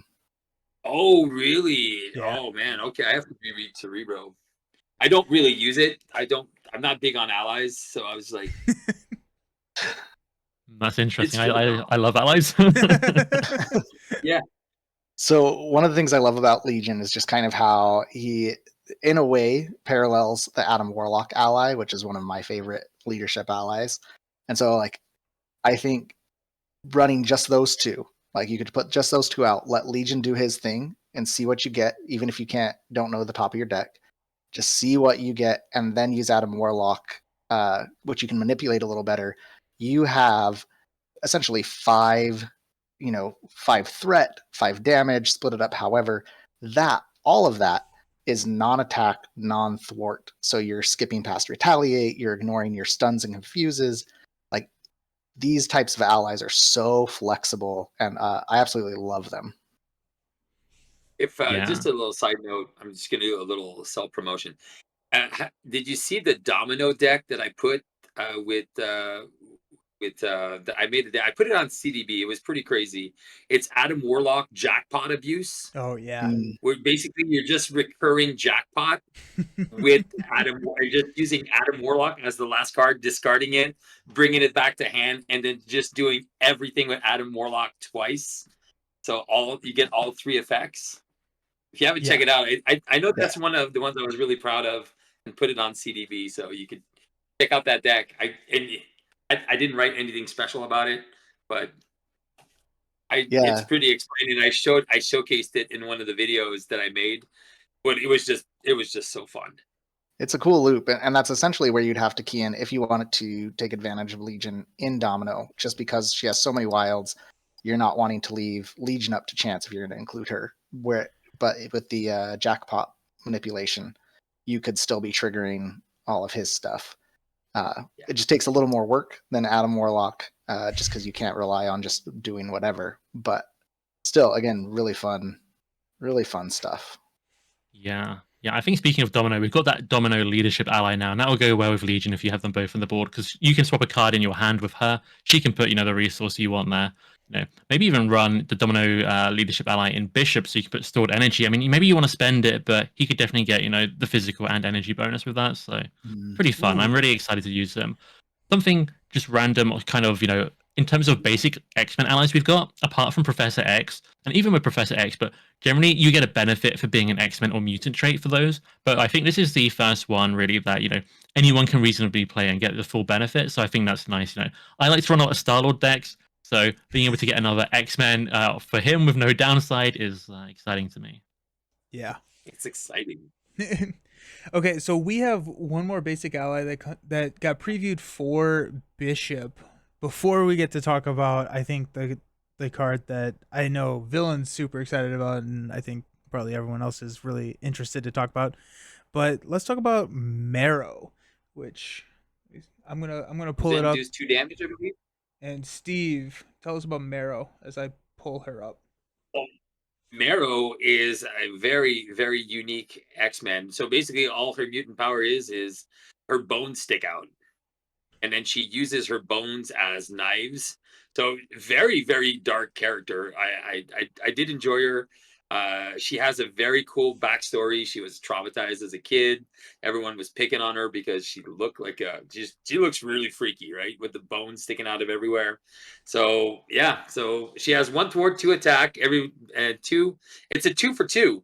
So that is a great cost for like a chump blocker that comes in, deals 2 damage.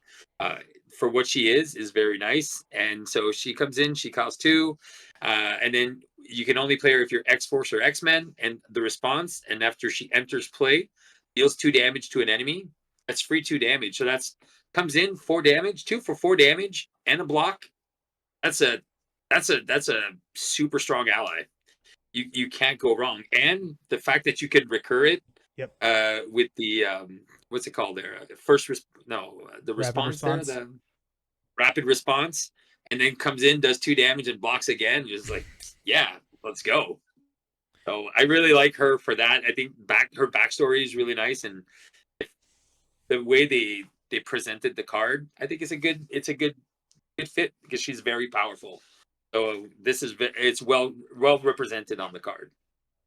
Yeah, Steve, I've got a question then about Marrow because I don't know anything about her. So it sounds like, can she not retract those spikes? Are they like always out? She can. So basically, what she does is her powers. It's just producing bone, and so they're constantly showcasing. You're constantly growing. So she's got to get rid of them. Wow. So that's yeah, kind of cool, but thing, kind of. Yeah.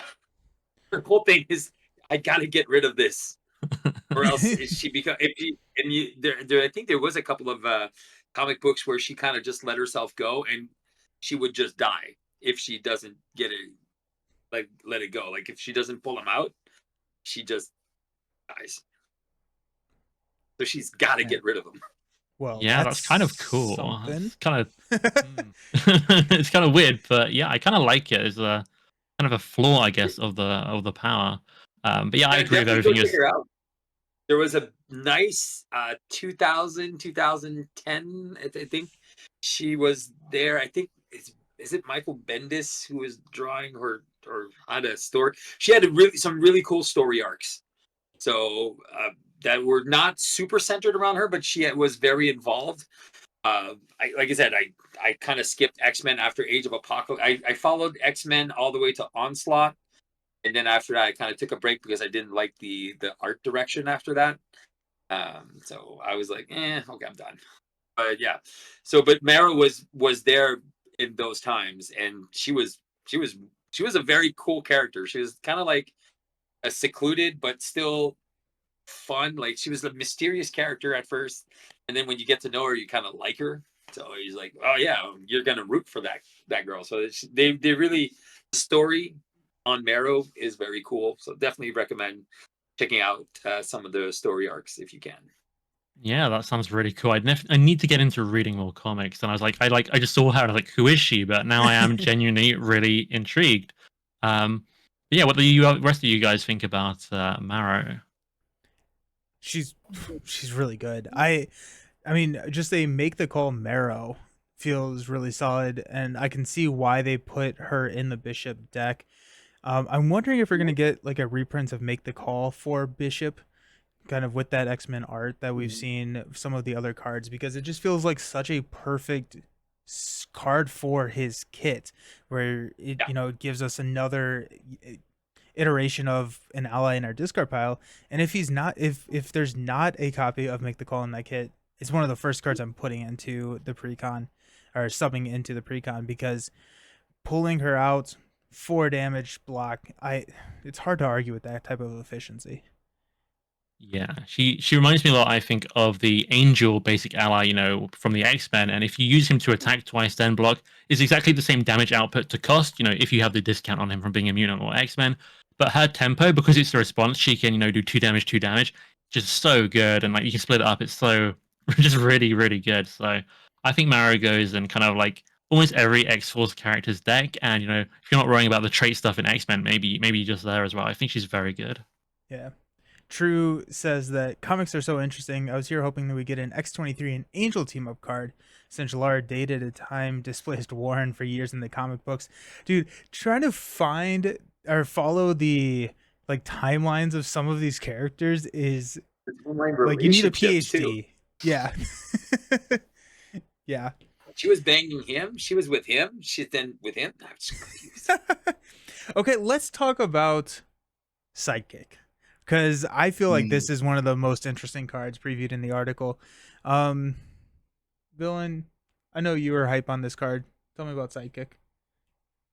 So Sidekick is a 1-cost upgrade in leadership. It's part of Bishop's Precon here, and it is the card you use if you want to disrespect your signature ally. Like, you're, second place to me now. You're my sidekick. Doesn't matter if, that character is your character's romantic partner, sibling, mentor. Now they're your sidekick, and I really like this card. I think, it's a superhero thing. I think the theme is on point.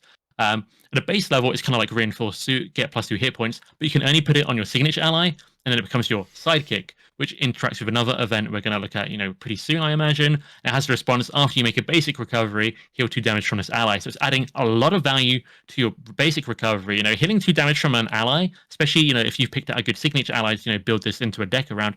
I think this is really good, and I really like it. It's good. All I'm going to say is, like, yes.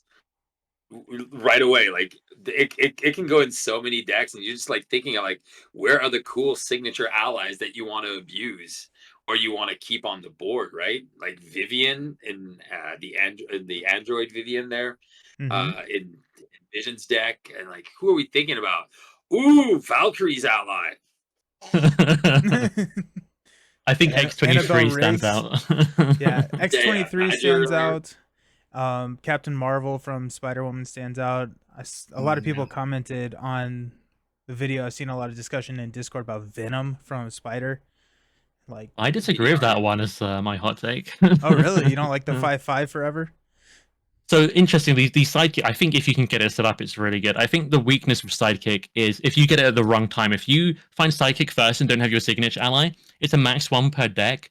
I think with SPDR, Penny Parker, with that free, she does have other ways to draw cards, but I generally think she moves through her deck slower than most characters. So I think if you miss it, and you've got, your free hand size is starting to get clogged up with, stuff like side by side or something, maybe you don't run that event. That is the event that goes with it. But I don't know. I think it's probably going to be good. It's going to be really good if you can set it up. But I'm not sure I'm leaping to that one first. At least is my take.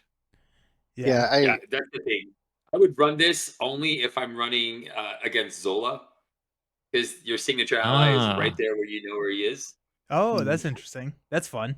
So again, that card is just, whenever you get it, okay, now I'm going to free my ally. Now I got my sidekick. Now we're good. So yeah, I think that the max 1 per deck is definitely a pretty big limitation. But if there's any like aspect that can get over that, it's leadership, because it's so easy to get your signature ally back. Like it is not hard to track them down overall.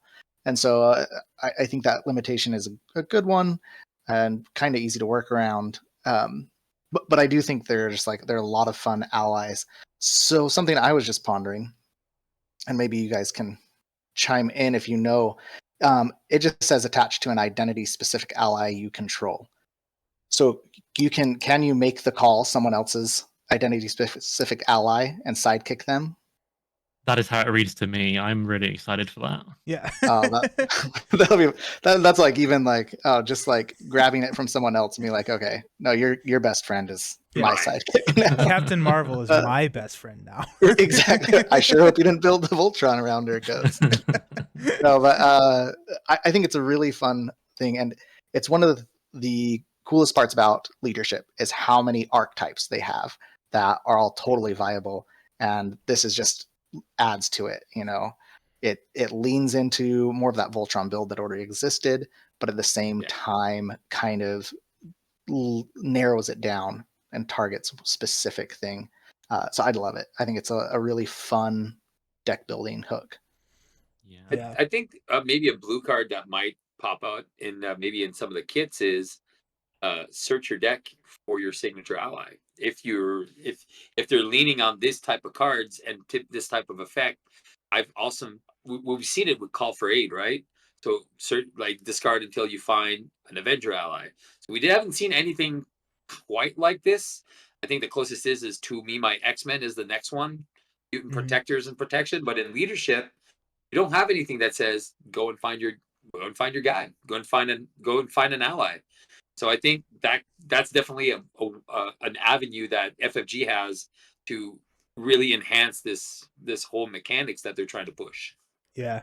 And to expand on that even further, True in the chat asked, considering that cards that benefit psychic specifically refer to a psychic rather than a card that has the psychic upgrade attached to it, do you expect them to make more psychic enabling cards in the future? So is this the only way we're going to see enabling to give them a psychic, or do you think that we'll see maybe another attachment or another upgrade, either for a different strategy or for the ally or the heroes out there that have 2 signature allies in their kit?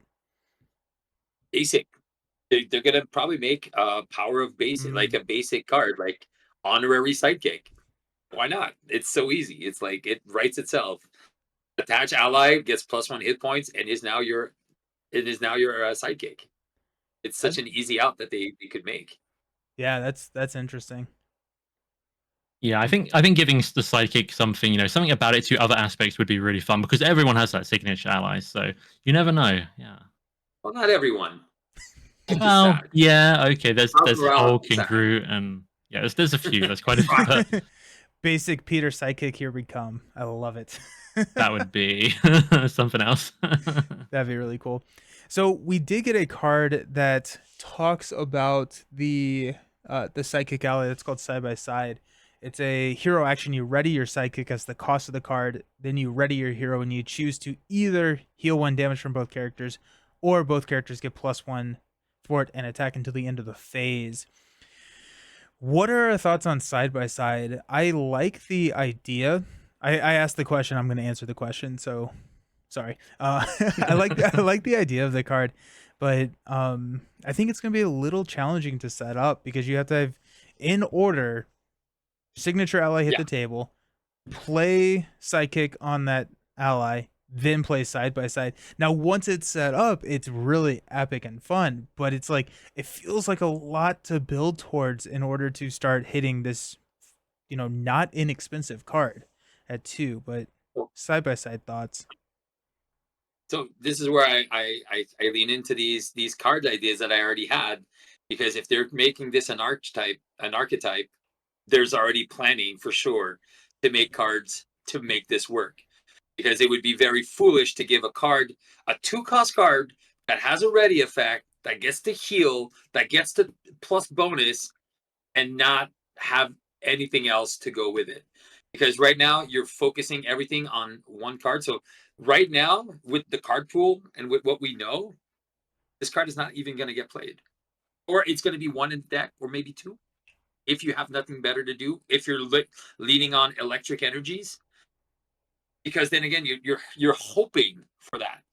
So I'm pretty sure between Caleb and Tony, that they're going to be like, yeah, we can't just leave it at that. We're going to have to build something around this archetype, because best friends, they need ways to hang out together.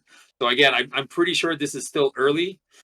But I'm 99% sure we're gonna get one more card that deals with this, that's gonna have an impact on this, and probably one or two in the hero packs that are coming, that are gonna Yeah. help these out. Yeah, I have to believe that this is not the end of the archetype that we've seen. There are going to be other cards that interact with the psychic mechanism, and I hope part of that is a way to find your sidekick or find your signature ally. Yeah. Oh, Yeah, for I sure. do. I do think we have other cards that already exist that work quite well with this. Though I was thinking earlier about lead from the front. You boost the stats of your hero and or your allies. So now, if you ready both of them with side by side, you can kind of double up on that bonus. And I think certain signature allies really like to be readied, or certain heroes like to be readied. Nova and Quicksilver have the helmet or the friction resistance respectively. If you ready them up, you kind of get a bit of a refund.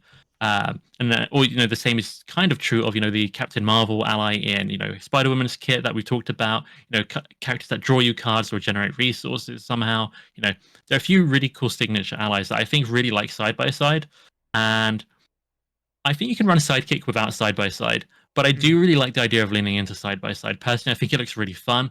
I know Angel really likes to play aerial cards, but he's got that Psylocke ally, and when she activates, she can ready you. So you can, use side by side to ready both characters, use Angel, then use Psylocke and ready you again, and you're kind of getting 3 readies, 2 on your character, 1 on Psylocke for just readying them with side by side. So I'm excited for the combos here. As a deck builder, this one excites me. It brings up, this is, Mutant Genesis. We didn't get a ton of cards that worked with the old heroes. Yeah, we got a few, but this one I really feel like I can take back to the core set or anywhere and get lots of cool stuff going.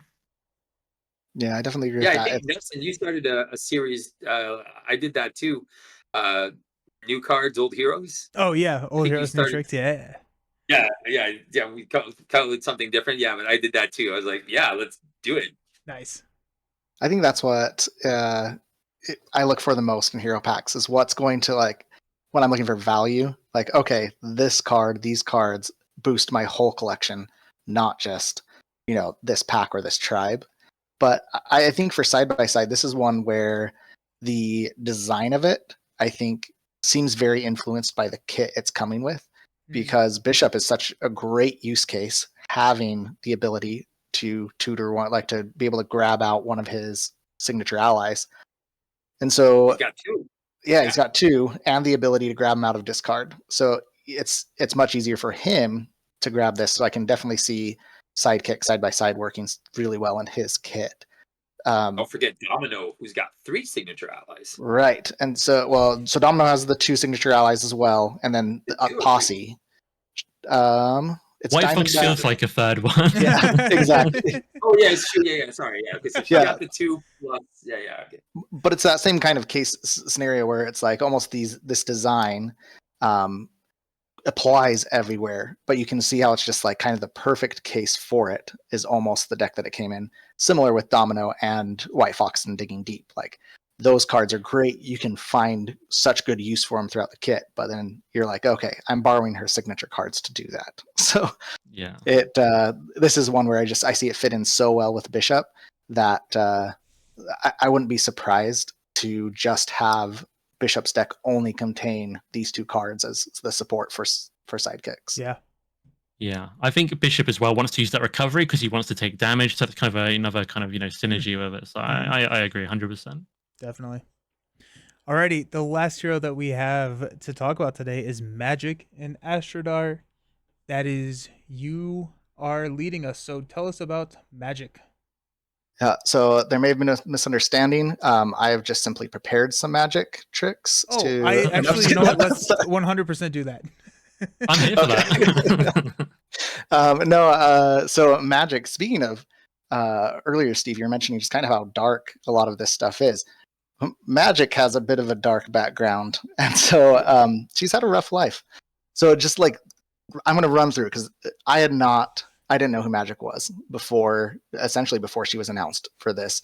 So it was fun digging through her background, and she's been around for forever. She showed up the very first time in the 70s, and then really in the 80s is where she kind of got defined more. But this is the bullet point backgrounds on her, right? We're just going to run through real quick because her background is so interesting. So she's Colossus's younger sister, right?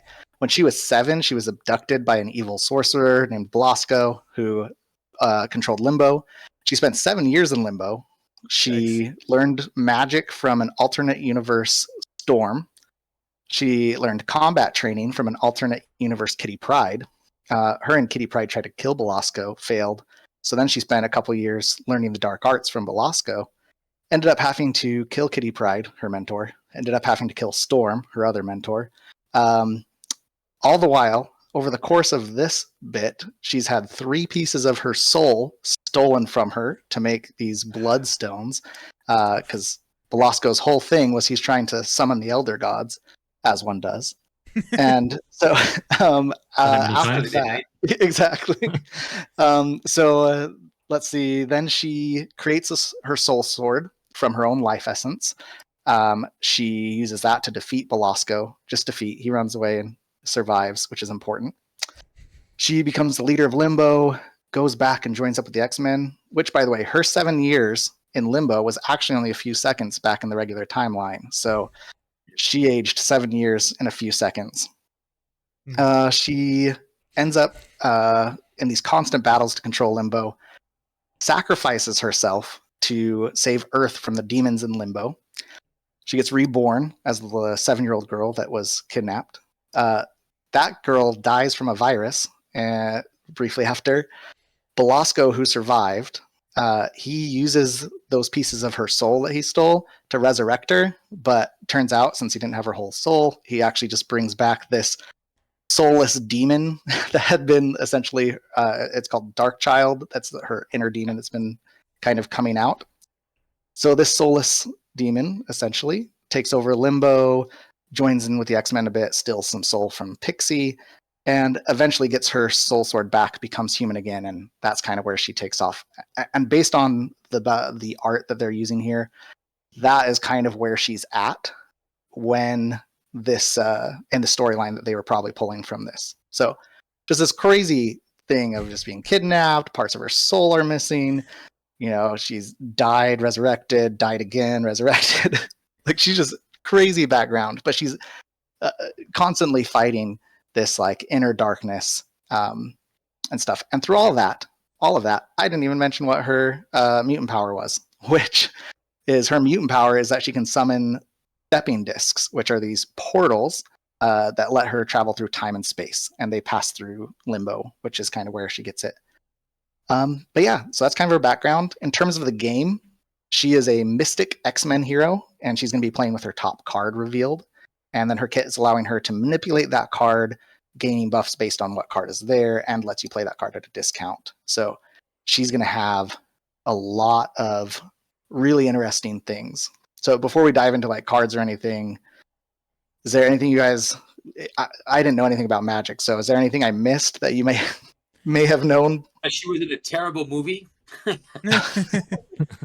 The actress was very good, though. I would She be was okay great. with. She was actually one of the better parts of that movie. Yeah, But, I would be okay with them maintaining that cast or the casting for her. Gurismo in the chat, totally normal X-Men stuff. Totally, yeah, exactly. Yeah, And I love comic storylines. I'm telling you. It blew my mind. Just how wild her life had been, and that was where I stopped. That was 15 years ago. So yeah, I have no, what's happened since. Actually, I know a little bit of what's happened since. And she was, huh? Oh no, I'm sorry.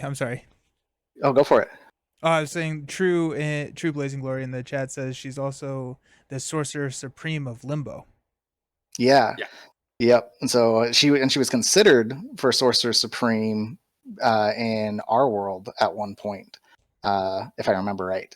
And so, she's very very powerful, but her magic is kind of more not trained in the same way as Doctor Strange's stuff. It's kind of more innate. And in the Age of Apocalypse storyline, Colossus has to go inside one of the factories where the Sugar Man is and tries to rescue her, where her mutant power hasn't been discovered, and they have to plow through fields and fields of like dead bodies and just go in these mines where people are just getting farmed, and they have to go and rescue her.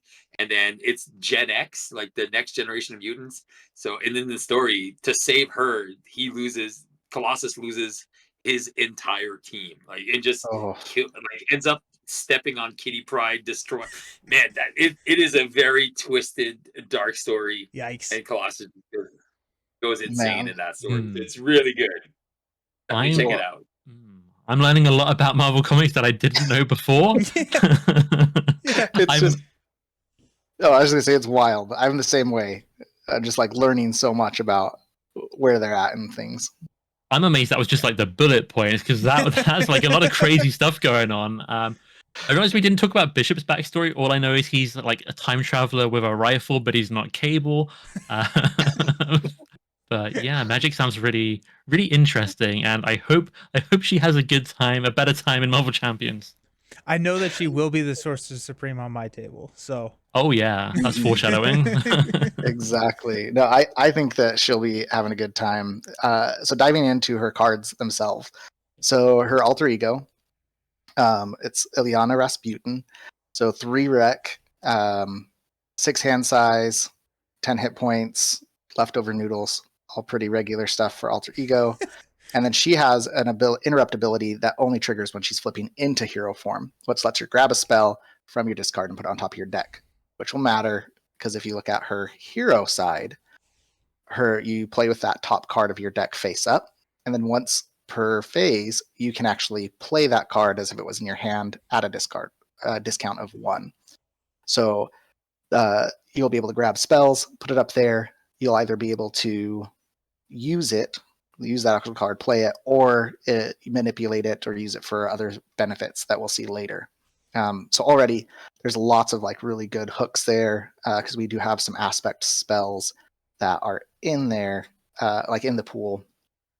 And then the hero ability, I know this has been mentioned elsewhere a whole bunch, but if you play Arkham Horror or Lord of the Rings, this is throwback to Gandalf? a couple other characters. Yep, Gandalf in Lord of the Rings and Norman Withers from Yeah. Arkham Horror, I believe. And so there's it's fun having that kind of throwback between things.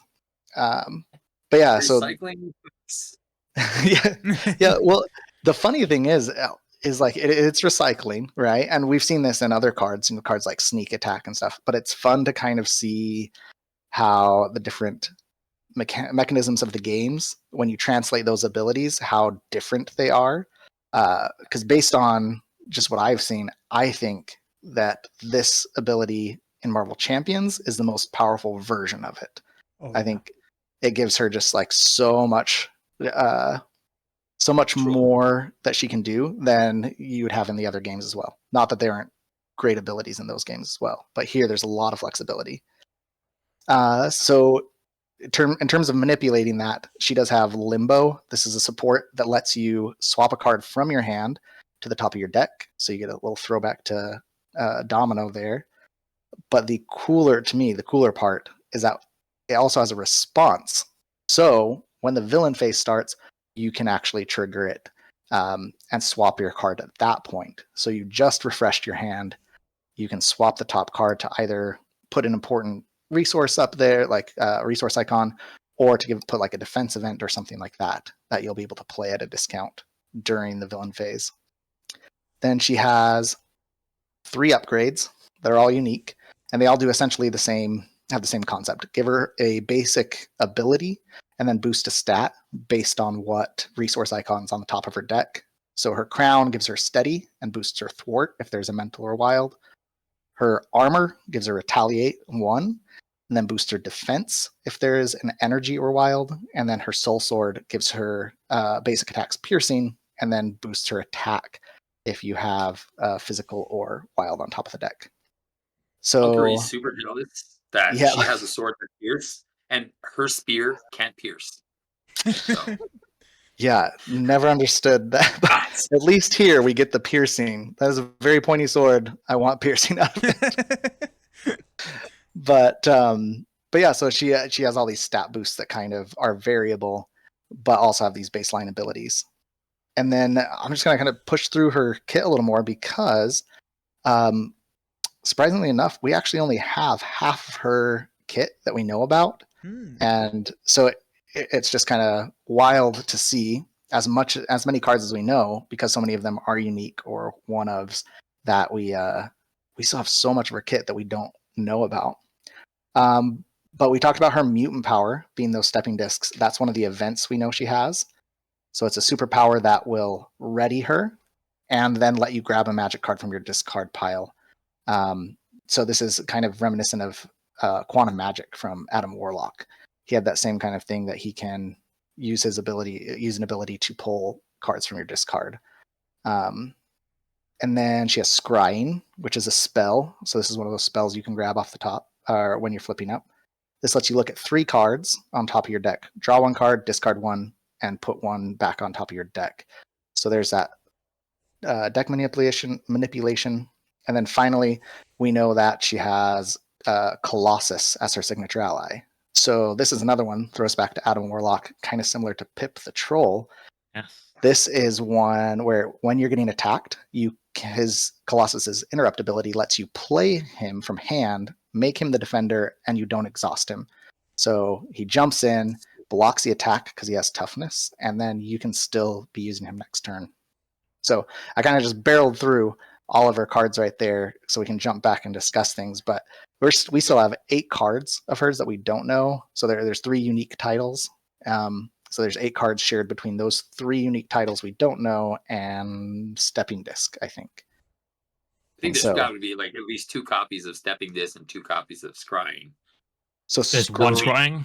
Yeah, just 1 copy of Scrying based on the numbers. And so... oh, yeah. You think that would be the only one? Okay. Yeah, and so it'll be kind of interesting because essentially we're missing a whole suite of events from her, or it could be other things, but I'm expecting events. I assume they're spells. Yeah. That's what I would hope. I imagine you're going to tie into some form of attack event, thwart event, maybe a defense event. Maybe that defense. Would cover the 3, but it could get more unique than that. Hex bolt style stuff where it's something kind of out there that's just very flexible. I don't know. Sorry, go on. I was just gonna say, what do you guys think about Magik's kit? I really like her cards. All I was going to say is my wild theory right now is they're kind of, doing a parallel of Colossus with her. She's got that 1 thwarting. We haven't seen a thwart card yet. Maybe she has a card instead of a thwarting card, maybe something like Armor Up, where she can change form because she also has that bonus when she goes from Alter Ego to Hero. Yeah. Instead of getting a tough, she moves to spell. So that's my kind of working theory, but I'm not sure if they'll do it. I think, I think a thwarting event would probably be better or at least more preferred by people. But I gotta agree with Nelson. I gotta imagine they're holding her spells hostage from us, and I'm looking forward to seeing those. They're probably going to be really powerful too, because the Mystics are already like super strong. So let's ride that wave, right? Yeah, the fact that she has Mutant, Mystic, and X-Men on her cards, she's gonna be very strong. I already see her with Rogue being like, "Yeah, this is going to be easy." Yeah, Rogue wins. I would love to see another something like one of those form changing cards, like Colossus has one, Body Slide from Cable. Those are I think interesting designs to me as kind of a way to do thwarting without just straight thwart events. So I hope you're right, Villain Theory, that there's something like that in there. But I agree. I think she looks like she has a very high floor just in terms of power. Anytime that you're getting just the access to resources she has, she'll have 7. Effectively a 7 card hand size? Because in Hero, she'll have her 5 cards. Well, let's make it 8. She'll have Sorcerer Supreme, and so she'll have a 6 card hand size. She has the card on top of her deck, and she gets a discount on that. So she's effectively playing with 8 resources, whereas most people are locked down to 5. Well, if you get something on top of your deck that you can play in the villain phase, you're kind of looking at even more. You're kind of looking at doubling up on that cut on the top of your deck and that -1, which is crazy to me. Oh, that's true. No, that's a good point. And once you have Limbo, that can which is the support that moves things. If you can reliably set up something to play in the villain phase every turn, I think the value is. I just see her in protection right there. I see her in aggression, yay, but protection for me is going to be like, yeah, I'll put all these defense events, these side steps and stuff like that, and just be like, yeah, I'll be good. flow like water. Just Yeah. Yeah. I am It so looks really excited for fun. the protection build for her, swapping those defensive ends. It's my favorite style to play, and being able to manipulate those and play those at a discount. I'm here for it. It's free. Mm. It's a Yeah, free site. You won't get the kickers, but you're just like, whatever. I it's still a get a free pack. it's a free, and it's not even in your hand, so it's like it's even better than free, right? Because you're not going into the villain phase with 4 cards anymore. You're still going into the hero phase with 5 cards, and it's There are good defense cards with no, kickers as well, like that rely on the resources. So I think Desperate Defense is one of them, Yeah. stuff like that. But those Yeah, I'm require very. you to defend. Yeah. So. Yeah, but she does have the mystical armor thing that gives her +1 defense. So there is. It might be not as appealing, but you could build around it. I am the Oh, for opposite of sure. Nelson. I don't really like protective. I like protection with repurpose, with what doesn't kill me, readying. I don't really like to defend, but she makes me want to run those defense cards. So I think that's a really cool part of her design. nice. Guarismo says that the 4 of us should play the 4 Mystic Heroes in a stream. There we go. I'm down. Battles That'd for be fun. Let's do first it. one I with call Mystic, Magic. right? I'll call Adam, but I get the blood gem. There you go. So one of the things that I think is interesting about this kit is there are some parallels between Strange and between Adam Warlock, and so I think the designers did this really great job here, where you can see these parallels, but they're not retreading the hero. Right? This is looks like it's going to feel totally unique from Strange or Warlock, but you can see those design inputs from both of those. Yeah, it's really good. I would agree. I mean, I think all the Mystics so far have had some kind of encounter card cancel as well, and we haven't seen that yet. So maybe that could be something on one of her spells. But maybe they're doing her a little bit differently, with the sword. Maybe she's more of an action, Mystic rather than a support Mystic. But yeah, I think that's really cool. Do you think that they will try and tie in her ally ability at all? What's her ally ability? Oh, go for it. Oh, I was just going to say, I hope they do. But her ally ability is you basically, when she enters play, I think you can compare a mental resource and just remove a minion from play if it doesn't have the elite trait. So I think it gets shuffled back into the encounter deck specifically. Shuffle in the encounter deck. Yeah. If it's engaged with an X-Men, but yeah. Mm-hmm. Yeah. They've done such a good job of having parallels between the ally and the hero version that I would almost be more surprised if we don't get something that mirrors that ally ability. Yeah, I think they've done it better lately. Sorry, go on. No, you're good. You're good. I was just thinking that would be cool. So you go for it. All I was going to say is I think they've paralleled, hero and, ally designs. There are exceptions, like Hulk has kind of got nothing going on, and there's a couple of others. But in general, they have, done really good, versions that, match up thematically. But I think lately they've made them more interesting. They've, just been, still matching them up, but really kind of fun, dynamic. Even the X-23 leadership ally, the Cable ally, these are really cool takes that are very reminiscent of those heroes, but also really interesting in terms of, gameplay and deck building, which really excites me. That's for sure. Yeah. Agreed. So more aggression cards. Yeah, I was gonna say. So she comes with an aggression kit, and there are some interesting cards that show up here. So just kicking off with the allies, because I'm a sucker and I love allies like all day long. So first we have Gold Balls. He did not choose the name. So he should have, though. I'd be proud. Right.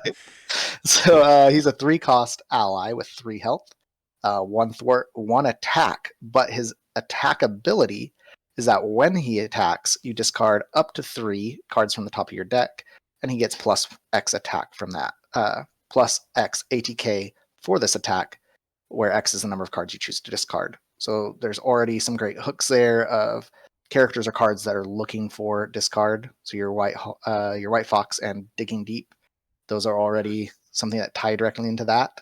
But what do you guys think? Does Gold Balls look like something that's going to see wide aggression use, or is he really going to be kind of sticking around with the X-Men? He deals 4 damage. It's Yep. 3 costs for 4 damage. He is definitely going to get played in aggro decks. Yeah.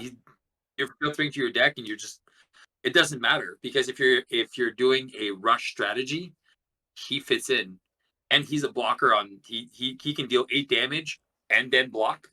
Yeah, that's Mhm. probably just the block you need to survive that last turn.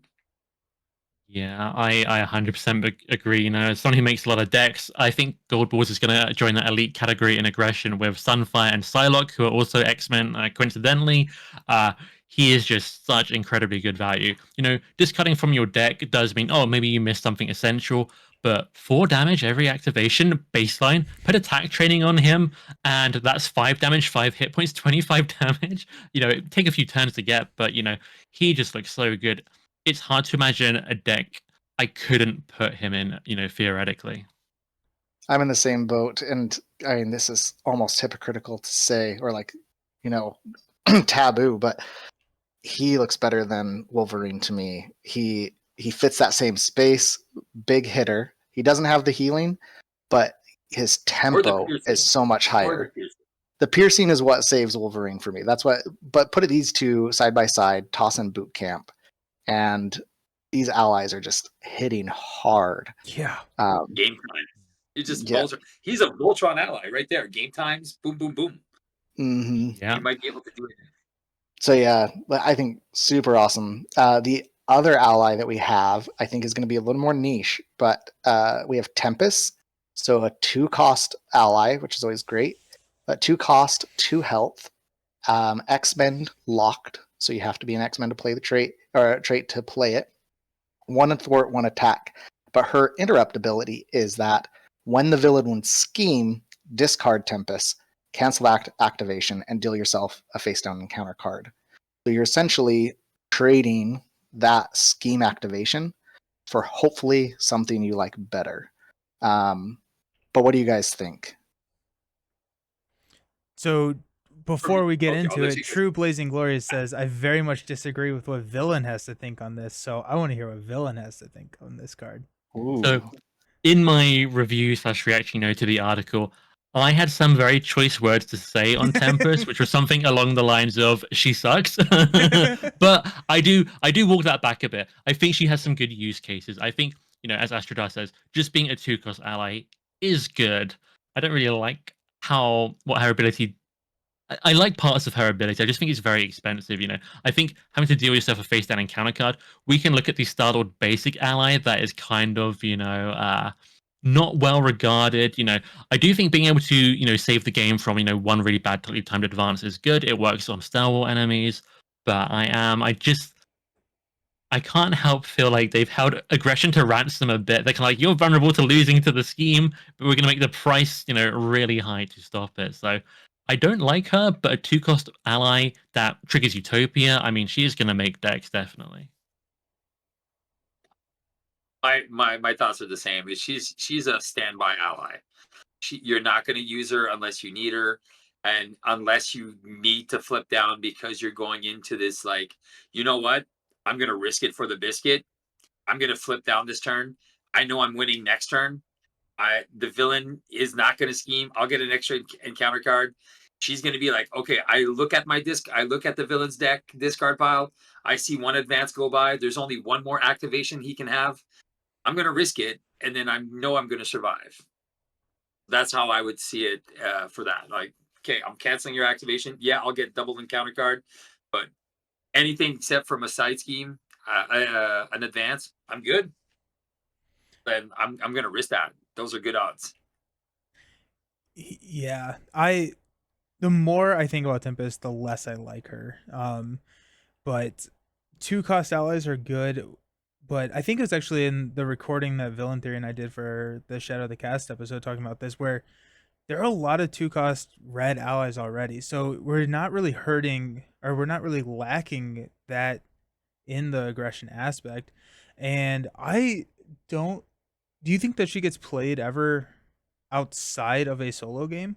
Like, if she is being played, you can play her in solo. But like in a multiplayer game, a surprise scheme is not the end of the world. Like Most of the time. most Yeah, of I think most of the time. But like, is it worth her sitting around taking up an ally slot, waiting for that, one time out of 10?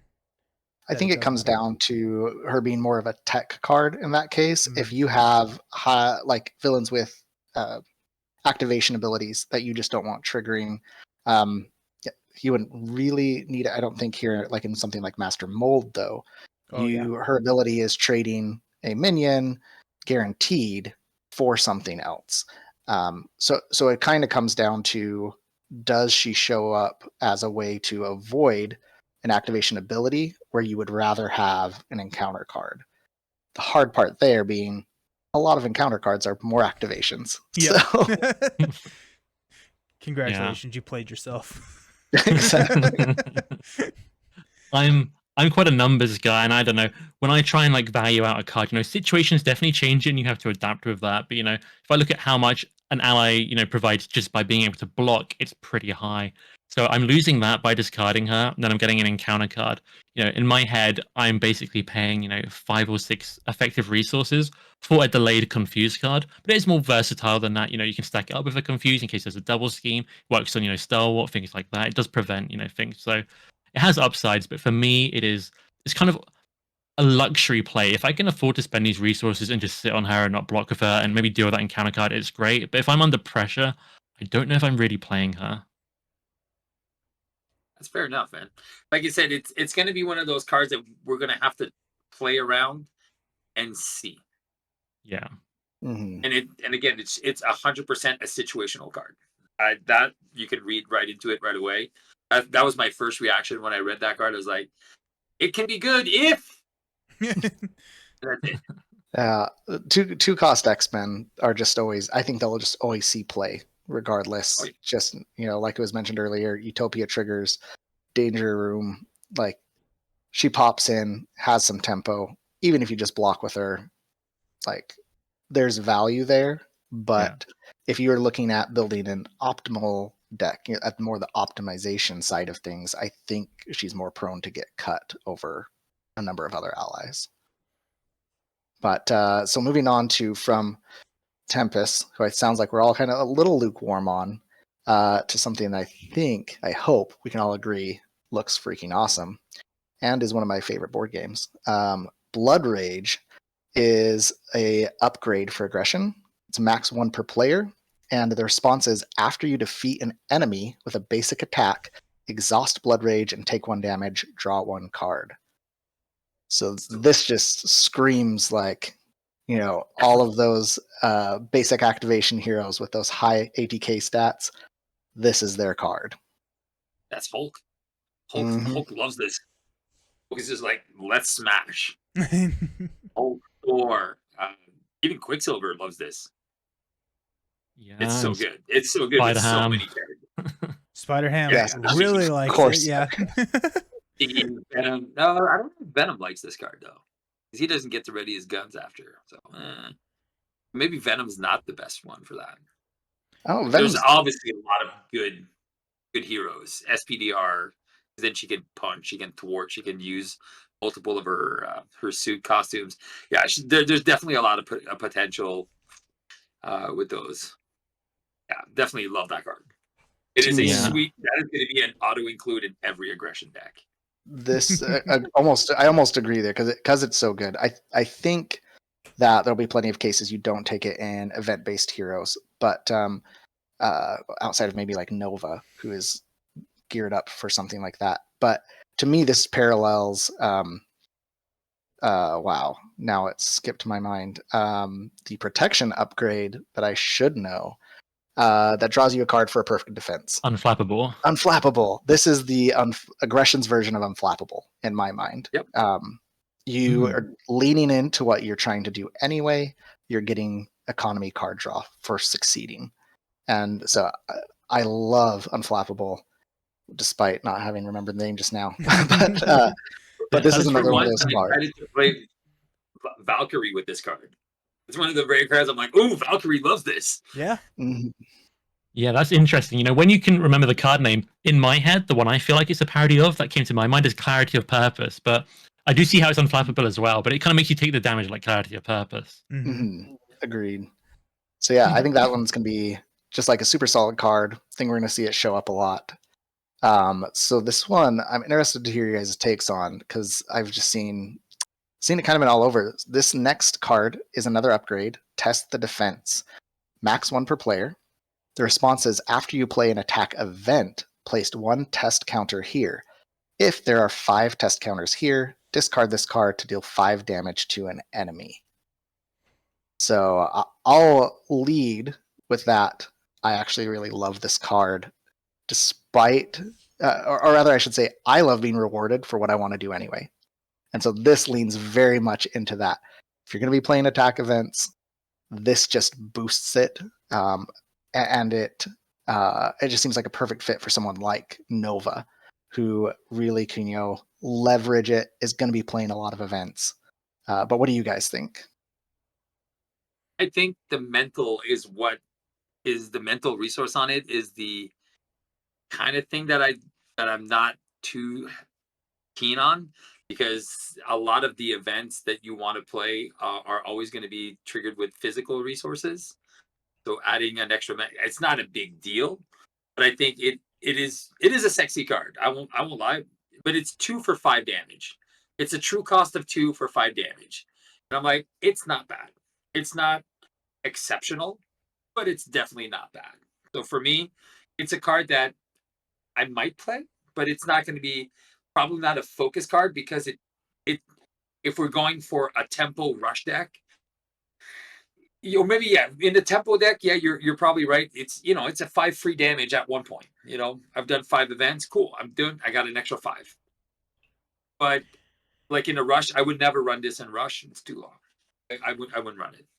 Yeah, Yeah. I think my solo bias is showing a little bit, but I'm kind of curious how many times I'm going to be playing 5 events after I get this onto the table, right? So a lot of the times, and it just may be my play style, 5 events ends the game. And so this, adds on to that. Now in a 4-player game, I think this gets a lot more play time, or if you're looking at heroes that have low cost attack events in their kit or want to be playing those like Gamora or something, I can see us run a little bit more test the defense in here. But like to your point, Steve, I thought this was where you were taking it with the mental with Hone Technique, which like Hone Technique probably means you're not playing that many attack events, because now the Hone Technique the damage output for Hone Technique is really, really high. And so yeah, I'm interested. I think I agree with True in the comments where I just want to see it played. I need to get it on the table. Gamora's I gonna love this. She's got the 0 cost attack events, which is great, right? Yeah. Gamora sees this, and then she has all these little. Even Nova, this is a great deck for Nova because everything can cost 1, so you can trigger that multiple times. So it's great for certain characters. And again, it's going to be the event-based characters that want to be running small attacks that deal little damage. So it's like these little bursts of damage, and then you get a payoff after you do 5. So yeah. yeah, 2 in a deck. I don't think this is ever going to be a 3 in a deck. 2 at the most for specific heroes. Yeah, I agree with 2 in a deck. That's kind of what I run for most of the, you can only have 1 of it in play. I don't want to go too deep into it, because if I get 2 in one hand and I've already got 1 out, that's pain, that is suffering. But I'm more with Astrodar on this one. I actually really like this card. Now, I do think it's certain decks, but I think a lot of heroes, more than you would think, could run this. I think cheap events are really good in aggression, and I'd have to build into it. And of course, Gamora is really good with it. I think Mars Morales will be good with it, with Arachnobatics and stuff like that. Although maybe just playing Web Warriors. But I think 1 by 1 that came with Nova's pack is quite an underrated card. I think that doesn't get talked about enough these days. I really like that card. That's a 1 cost. For all the aerial characters like Spectrum, Pitchback is really good, cheap. Nova as well. So I think there is kind of an archetype around those small events, which if you're doing lots of small events, yeah, you probably are actually playing 5 before the game is ended. But if you just put it into a normal aggression deck, then maybe it's not going to pay off, definitely in solo. I do think in Hone Technique, it's a weird one. In Hone Technique, I really struggle for deck space because I want a healthy amount of events to try and hit that Hone Technique bonus, ideally once a turn. And then, I play a lot more multiplayer, so I think there would be the time for it to pay off, but can I afford not to take an event? Can I afford to take Test of Defense instead? When with hone technique. A lot of my events are dealing that kind of 2 for 5 isn't too out of the it isn't too unusual anyway. I'm kind of getting that with Clobber pretty much. Yeah, I think that's kind of where it lands. Is it's a card that you are definitely not building around, but has to have that matching deck. But to Villain Theory, to your point, there's so many cheap aggression attacks, and there are so many heroes that can leverage that. One that I see there being some fun hooks to build toward are some of our aerial heroes, like Nova being able to use Get Over Here, a card that's kind of fallen by the I was just wayside. going to But suggest Thor with the Get Over Here's because it's a 0 cost. Have some fun draw exactly. cards. So he's just building, that card is essentially dealing 2 damage now. It's just going to, that other damage showing up later. And there's just lots of ways where this just kind of amplifies what you're doing. And it's not attack damage. So as always, it skirts around things like retaliate and guard and things like that, which I really love. But so to the point of not cheap attack events. So the next card that we've got is Full Body Charge. This is a 4 cost attack event, and the hero action is deal 8 damage to an enemy. If your hero's remaining hit points are less than half your hero's starting hit points, this attack gains overkill. And so this is essentially what Dive Bomb did for aerial characters. This is introducing a similar concept down, where you've got this really expensive, big attack that can be boosted by things like Hone Technique. So what do you guys think on this one? I love the art. I'm Yeah. not going to play the card off. I love the art, but the card, I don't think I'm going to I won't be running it often. I like this card, and I think something that's quite powerful about it, you could compare it to some other attacks. It's not, the cost to damage ratio is maybe not quite where some other cards do land, but I just think having one card in your hand and you're like, if I need the option, now I have 8 damage. I think that's quite powerful, ignoring Hone Technique. And I think just the access to big damage all of a sudden could be really useful. Maybe it's the only way you can get rid of a large minion. Maybe it'll be good up against, those prelates in Apocalypse, I don't know.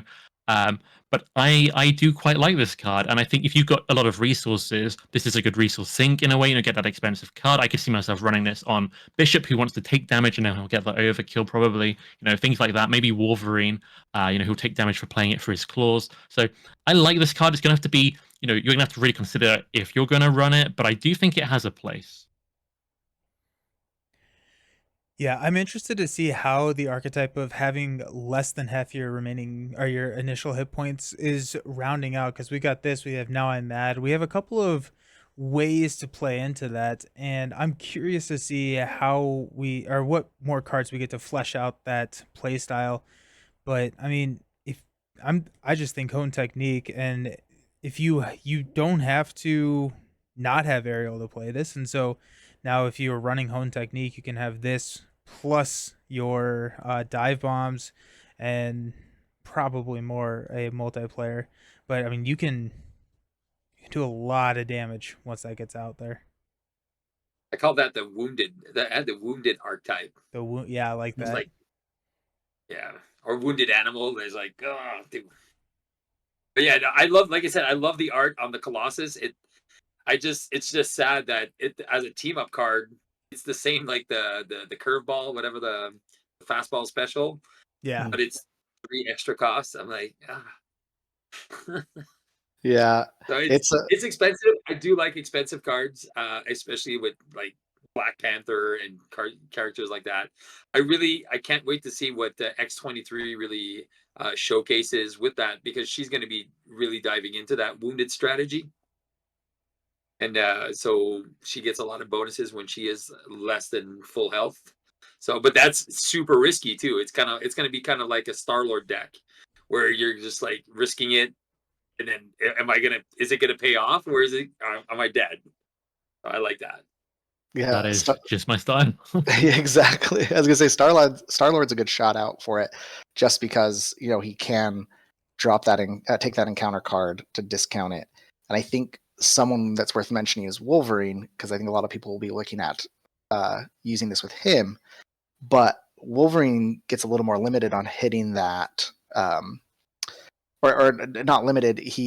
This actually, his ability helps him hit that kicker a lot better because you'll pay the cost from his claws first and take that damage. So as long as you are at 8 HP to start, you're going to drop down to where you can get that overkill.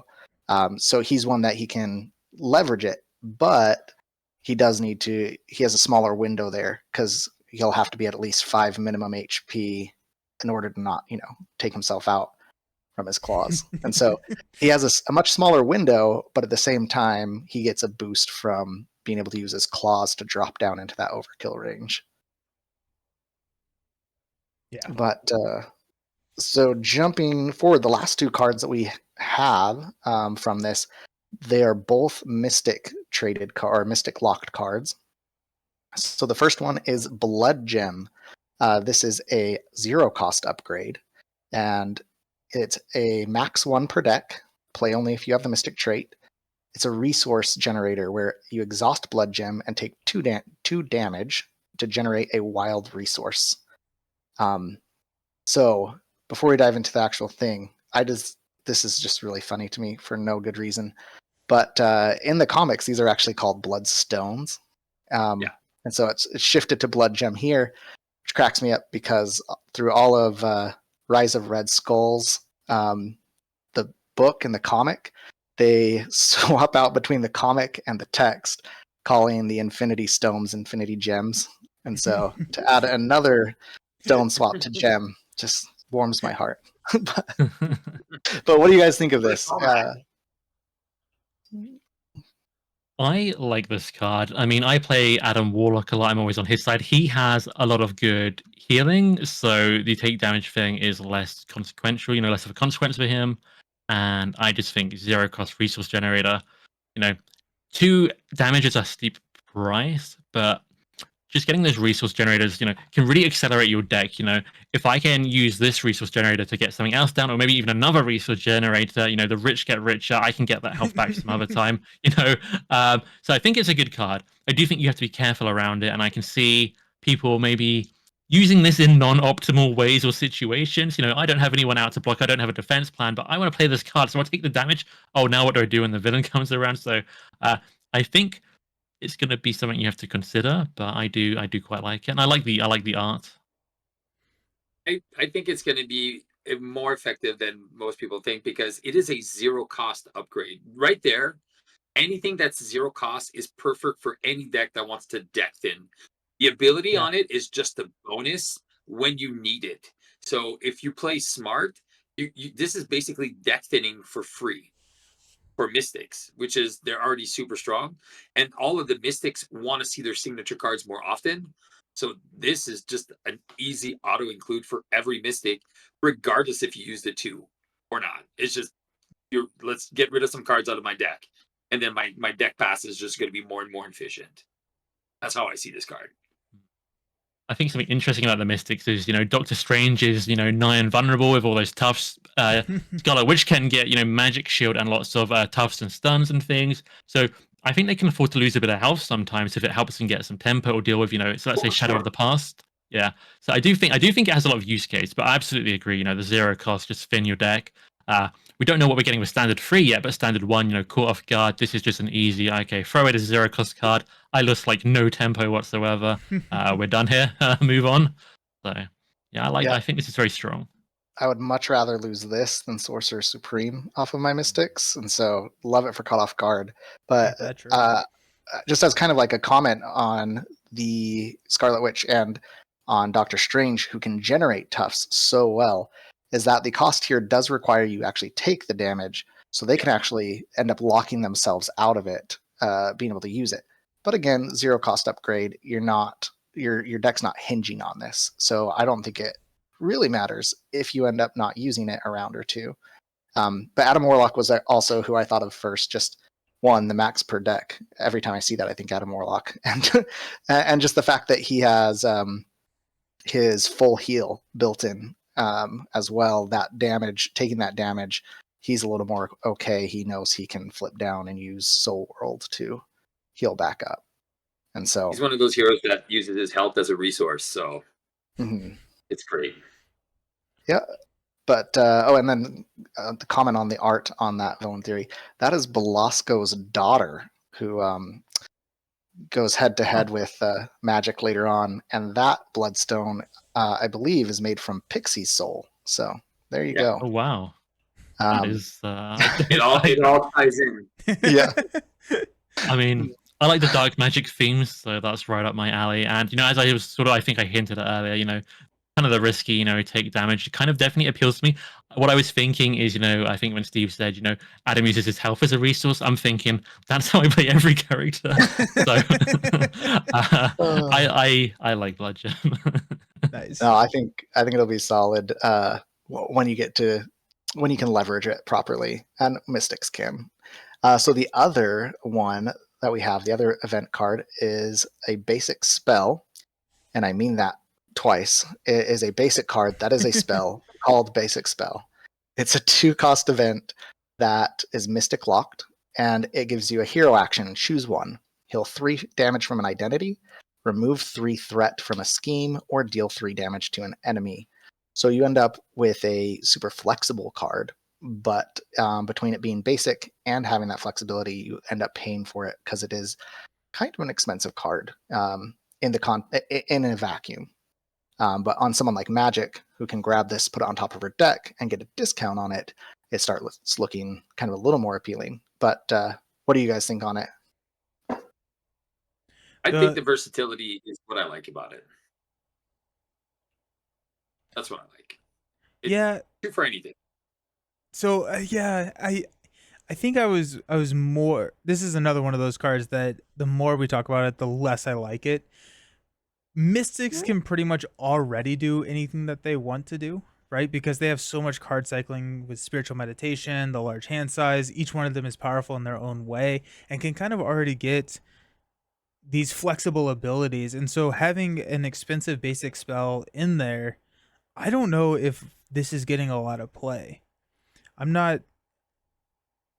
Yeah, Not sold on it? I'm not sold on it. I mean, if you can use it with the discount of Magik, the only one that it really kind of hits the efficiency curve that I like is the threat.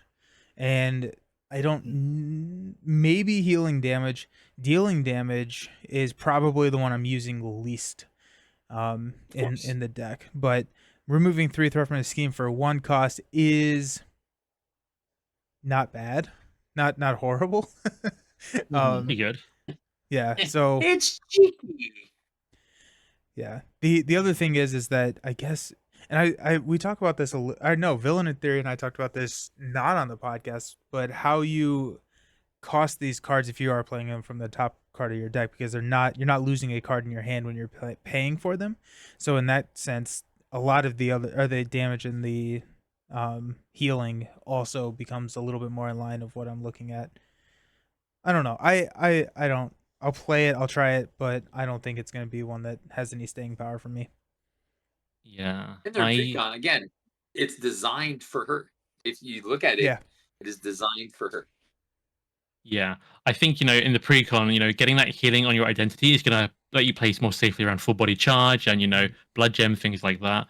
I'm of 2 minds of this spell in terms of using it with Magik, because I'm only getting that -1 discount once a turn. Do I want to use it on basic spell or something better?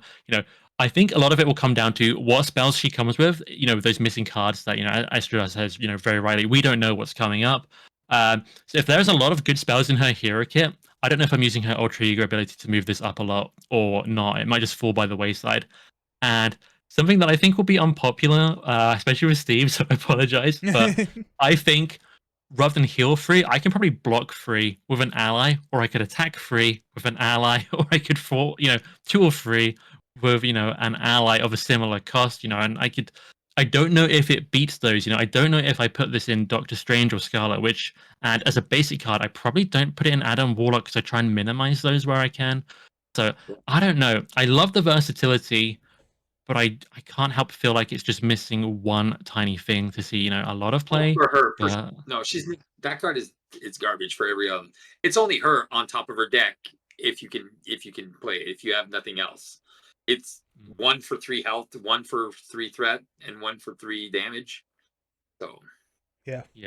It's pretty good identity healing if you need a lot of it. I mean, I guess maybe Bishop would like to play this, but I was thinking she's got that mystical. Yeah, she's got that mystical armor with retaliate. She could get Dauntless, and this will help her stay healthy without flipping down to alter ego. So I can see some uses, but I don't know if they're quote unquote competitive. But I'm sure she'll be strong enough that you can have fun with this card and not worry too much about that. Yeah, and I guess would worry one of about these the saving graces for it competitive is that you heal 3 damage from an identity. It does not have to be your own. So you can heal, Exactly. like, you can pair this up with Bishop and heal Bishop. That is fun. I think for me, I see it mostly as a tech card, something that I'm going to take when I'm doing a challenging scenario that I'm trying to beat under some stipulations or whatever. Because again, this is Mystic, where you have this is non-attack, non-thwart. Mm. This has that added benefit that is niche, but does let you sneak past some things in a high confuse scenario, or something with lots of patrol. This card gets that added value. So for me, this is if I'm attempting a challenge versus just playing a random scenario, it might be something that I build toward answering a scenario. But otherwise, I agree. It's not something that super jumps out at me in the context of a Mystic. Lots of non-Mystics I would love to play it with, though.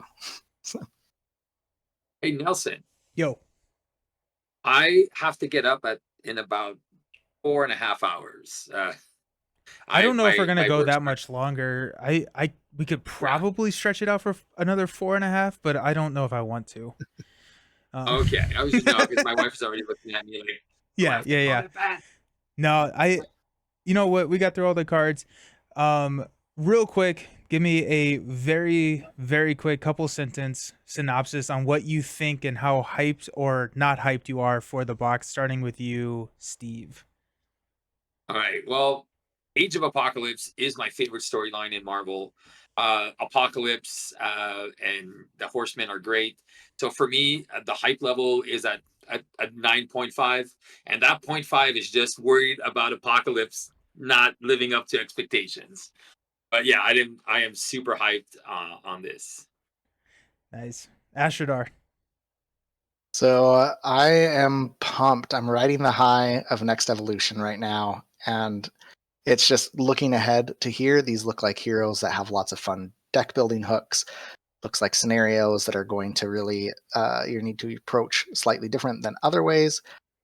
Right now, it's looking like it's going to be another hit along the same sides as Next Evolution, with that little asterisk that's what are these last two scenarios? Yeah. Villain, what are you thinking about the box? I love this box. I think I'm more excited for this box now than I was at the same time for Mutant Genesis or Next Evolution. I think this looks fantastic. I agree completely. I think the the aspect hooks and all the deck building things for the heroes, but the heroes just their own abilities look really cool. As a standalone. I like all the villain stuff. Still don't really think I know who Unus is despite looking it up. But I like how he interacts with stuff, and I love the permanent setup stuff. I love standard free. I like all the aspect cards. I see so many ways to use them for deck building, which for me is just replayability on like 50 different characters is huge. So I am really excited. I feel like I'm really hoping they took the lessons for all the multi-aspect, villain scenarios before, and the Horsemen are good. I have faith that Hela, Magneto, all these ones that use side schemes. Have faith that they got taken lessons from those, which I already like those scenarios, and made Horseman even better. This was not a couple of sentences. I am starting to ramble, so I'm going to throw this back to you, Nelson, and say, what do you think? I am so pumped. I think Apocalypse looks like the type of scenario that I love. Steve was talking about it earlier. It feels like Magneto and Hela kind of created their own scenario there, and assuming that we get some challenging inputs to that scenario, I think it's going to be a real winner. And then I am really pumped for Magik. I think she's going to be incredibly fun and strong, and I am so intrigued to see how Bishop plays, because I'm still not 100% sure how good he will be, but I'm pumped. Thank you all so very much for coming on. I just put all of their information up in the Twitch chat. If you're watching on YouTube, all that information is going to be down below in the video description. one more time. Say goodbye and tell us who you are, and then we'll hang out. I'm Astrodar from Alter Ego Chronicle, and thanks for having me on. Steve for Play the Game, saying good night and sleep tight. Yep, I'm Villain Fury. This has been really fun, and hopefully we get Nightcrawler. Yeah, Team Nightcrawler. Excellent. Thank you all so very much for watching. Thanks for the comments, everybody. See you around. Peace. Bye.